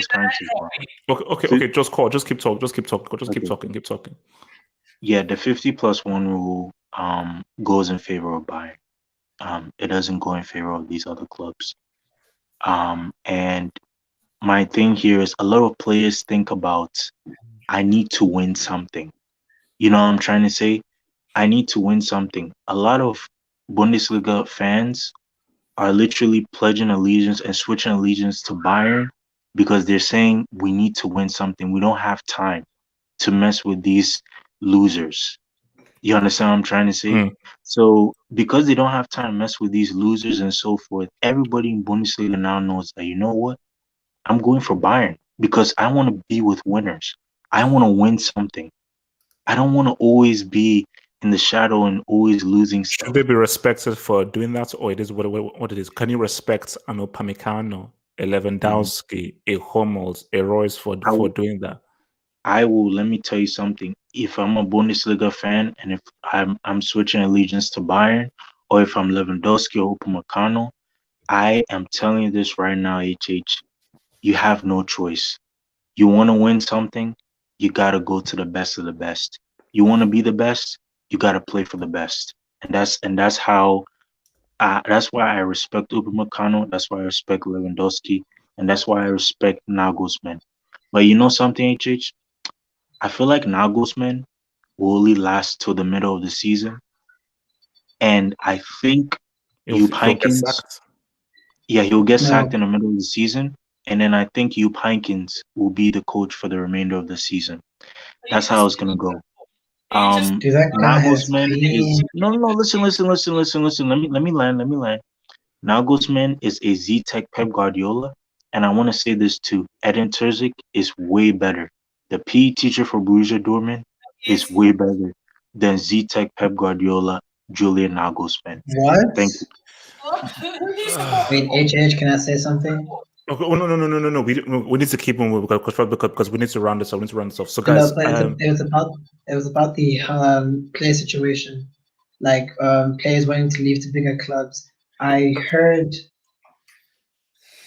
Okay, no. But just say that. But like, we have to roll. We have to roll with this, man. So because we're on a tight schedule in here. What's a tight schedule, man? So guys, final topic of the night. Final topic of the night. Man United against Liverpool. Now, I have this crazy theory. And my theory is, if Liverpool don't get top 4, it will be a Lara Croft. Was that a What the heck was that? What's going on? Did I just feel like an echo That's chamber? not me, bro. That's not me. Is there That's something? not me. That's not me, bro. It's the 1st of May, so okay. Let's just understand this right now. So Cole has a little girl in the basement, and people want me to call the FBI.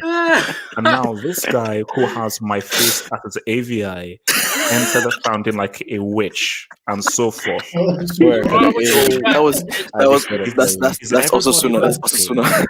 Is everybody okay? I just want to know that is everybody okay and fine? I just want to cool. I hope everyone is fine and okay because I'm getting a bit worried right now because things a bit odd tonight's hangout. So, guys, I've got a theory, and my theory is if Liverpool don't make top 4, I think Salah might leave.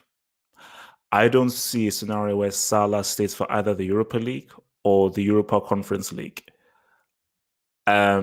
So Liverpool, they have a lot riding on this. So let's just bring up this Premier League table just to show you the situation that we have at hand ahead of this game. Because like United, for me, they're already sorted. And I think just to let you know, so basically if United fail to win, City are champions. But it is what it is. They're going to be champions anyway. So everything else is a moot point. What is it? Wow. 80 points to 67. Yeah, they're already champions. There's no Yeah. point. Give them the title. It's over. It's over. So my thing is, as you can see from Liverpool, 54 points. If Liverpool, so United winning or not, it doesn't really matter because it doesn't more than they are certified to come second. So second, like nobody can beat them in second. It's not going to happen. If Liverpool were to lose this and West Ham win and Tottenham win, it's not looking great. Tottenham will win. They're playing against a championship team.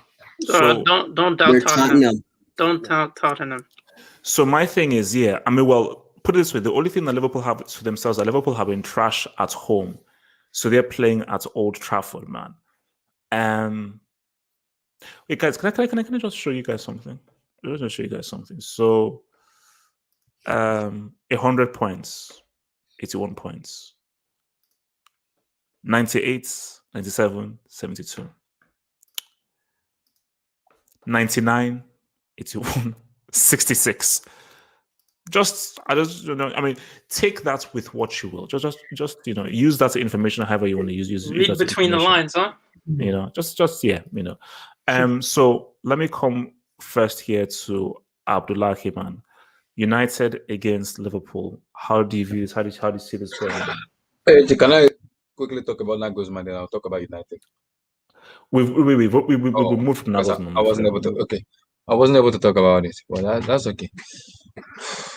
I think the problem is, like I speak to most Liverpool fans, Daher, Salim, and other guys.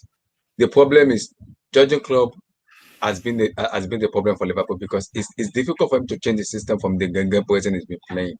It's been figured out in the EPL, and as a top class manager, he needs to change the system a lot more. Maybe be more pragmatic a little bit and just win because. We come on Pep Guardiola because of this Johan Cruyff system, but we know how Pep struggles in the first season. He wanted to implement his philosophy but the philosophy will work when you understand the level of EPL. Klopp has won the EPL and he has also won the UCL with the same game person he's been playing right from Dortmund and Mainz. So it's high time he needs to figure out: do I go pragmatic or do I just find a way to win? Because it's been figured out the way he plays, and I also blame the FSG a little for this also too. Yes, I get that. Klopp wants to get certain players he hasn't been able to get, but the problem is when you have a manager of Klopp, is a world-class manager of him. Do you let him go just because you are not giving him the player he wants? Because if Klopp leave Liverpool, that's a big downgrade on the FSG head. Because now you're letting the top-class manager go. Who do you want to bring in? So there's no caliber player and manager at house that you want to bring in. So how do you see the game going? How do you see the game going? If Klopp goes. Wait. Let's just focus. So Abdullahi, how do you see the game going? How do you see the game going? United and Liverpool. How do you see the game going? I believe it depends on how Liverpool comes out to play the match. Do they come out like, we will give it up top four? Let's just give United the win, or do they kind of come? We have this motivation of just let's start to go slip out. West Ham could not make it. Let's just give it a try. It depends on the mentality of the player, too. So, but for me, I'll give it an head to United because of the way they've been playing. But history tells us when you're United are always favourite, they crumbles a lot. So we have to be very careful in which way we kind of contest in terms of we put things. But I'm gonna give it to United because of what they've been playing recently. That's my take. LSK Jackson, who is a proud Man United fan, a strong Man United supporter, and so forth. You know, he bleeds red.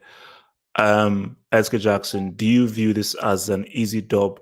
Because you realize that if you beat Liverpool, it could get really nasty for Liverpool this season. So you could potentially consign them to the Europa Conference League.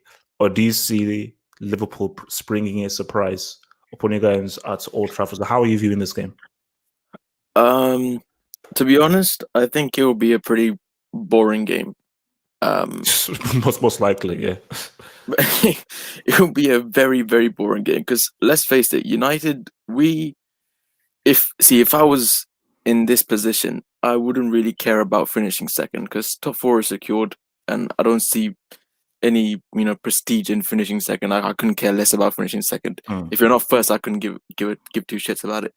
And with Liverpool, this is a must-win game because I think I don't know what their fixtures are like. So could you load up the final fixtures for Liverpool, please?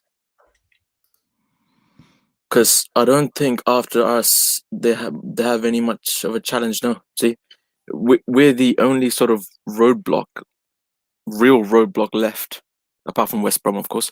But then you look at Newcastle. It's like the fixtures may look like So the fixtures may look like this is simple on paper. Same thing for Newcastle, but look at how they messed up there. No, yeah, but yeah, I'm talking on paper, obviously, because I can't predict the games, but yeah. But yeah, so we're the only roadblock they have. A tough match, if you like.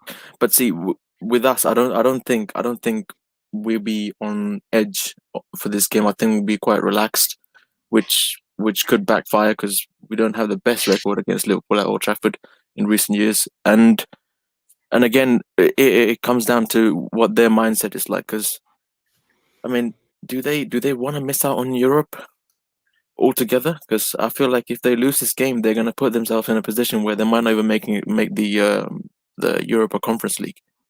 So, and that could be really ugly, considering that these dudes were supposedly the best team on the planet. Look. I mean, it's one of the strangest declines I've seen. I mean, but how do you see this game going, though? I mean, well, like I said, I think it's going to be a pretty boring game. I might even, if you're going to go for the score prediction, I might even end up a 0-0. I wouldn't be surprised. God damn. No reverse psychology or anything like that. By the way. No. Based on what has shocked me this season in the Premier League is almost all of the big games have been disappointing. Yeah. Almost all the big games have been really disappointing, like 0-0s, 1-1, 0-0. So yeah, like I wouldn't really put it past it. And the 0-0 for Liverpool isn't great. So who else wants to jump in on? I want to. I want to. Okay, Zeman and then Damien. Yeah. You see, Manchester United, when they have the likes of McFred in the middle of the park, and tremendous world-class players at that. These guys. Look, man, McTominay, he's a Scottish icon. No. He's my icon. He's my icon. I follow him just for Man United. But yeah, the McTominay and Fred partnership. Listen, I've seen them play together, and they just don't suit each other. They're like, stylistically speaking, they're so similar and they're so different to the point where you're just like, they can't mix it just doesn't mix. It's water and oil. Those two midfielders don't mix. So for me, I do think they're gonna, I do think that Ole Gunnar Solskjaer is gonna become more conservative. Liverpool seem to lack goal scoring threat whatsoever. If it's not Salah, then who is it? And that's my biggest question for them. And I could see this being a 0-0 because I don't think Liverpool do extremely well at Anfield. I mean at Old Trafford as much. So for me, this has 0-0 written, and the impact will be, what will this do to Liverpool? You can't end up in Europa League. You can't end up in outside of Europa League positioning. There's lots riding on it, man, in all of the games. Because if West Ham and Tottenham win, man, it doesn't look good. So just give me everyone just give me. Let's run this one. Just give me a score. Give me a definitive score. Okay, mine is 0-0. I mean, I can't look outside of that. This is not entertaining. We all know this. We all know what's gonna happen. All right, Damien, talk to me. Score. I'm gonna go a little bit different. I'm going Man U 2-0. Ooh. Wow. Okay, Mo, talk to me. Score. I think Liverpool are more desperate. Man U will be tired from the Europa League game. I'm gonna say Liverpool get it 2-1. All right, Nippon. I'm going to be a bit crazy here. I'm going to be a bit of a maverick and say Manchester United 2, Liverpool 4. Wow. Jesus Christ. Jesus. 4-2. Wait. So who's gonna score? That's crazy. Wait. Do you realize that Sadio Mane has permanent residency in Class A? So you've got a Class A brick, you've got a Class C brick, you still have a quality guy in Salah, but that's not enough to get. But look, who knows? He could be right. Okay, Wonder, give me a scoreline. Wonder. I'll go 2-1 United. Okay, live chat. Okay, people in the live chats, throw some scorelines at me. Live chats. Let me see some scorelines in the live chat. Throw some scorelines at me in the live chats. Cool. Scoreline. Cool. Abdullahi, score. This looks like a new, but I think with the quality of United, Bruno, Labio, and the kind of guy, I'm gonna just edge it slightly to Manchester United. I'm gonna go 2-1 United. Mr. Tobo Timo. 3-1 United. And I think why Jackson, you said 0-0. I'm gonna say 1-1. Penalty. Easy. Relax. Hernandez, maybe. It's definitely going to be a penalty. For me, I think no. United will score from open play. Liverpool will get it. Salah will score a penalty. United will score from open play. You know why I said 2-1 is because Liverpool are playing high line, and high line suit Bruno Fernandes and Labio. They will have more spaces to score goals. And when you give them those chances, Milan and Neville, you are in trouble. I don't trust Kabigo Kabak at the back. That guy. Can I just say if Cavani starts, we're gonna lubricate them. Yes. That's my thing, because Cavani, he's been on one. So I think if he's Cavani, I don't see a situation where he has to start. He's in Cavani so much. deserves better than United, man. Because if they go with what they did against Roma again, well, look, so Friday, Saturday, Sunday. I mean, 3 days. That's all right. Rest, or is that too soon? Because then you have Monday, Tuesday, Wednesday, Thursday, and also look. Let's keep it real. That second leg is inconsequential. So you can play. You can play kids. Embryos. So really, you can go ahead and just play the guys from thingy, and then you can give them like a 1 week rest until the next.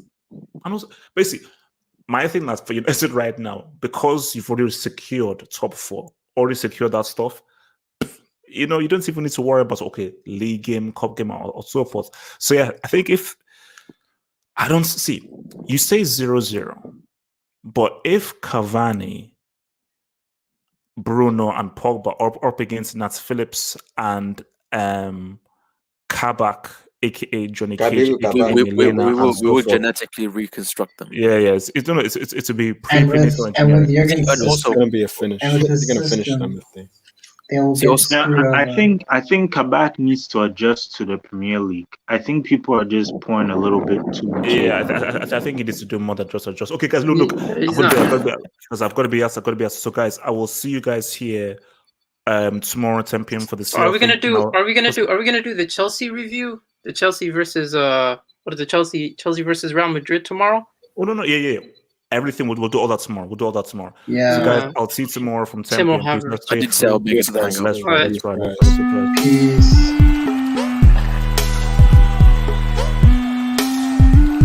Guys, don't forget, a 58-year-old Frank Ribery is still playing on the wing and still.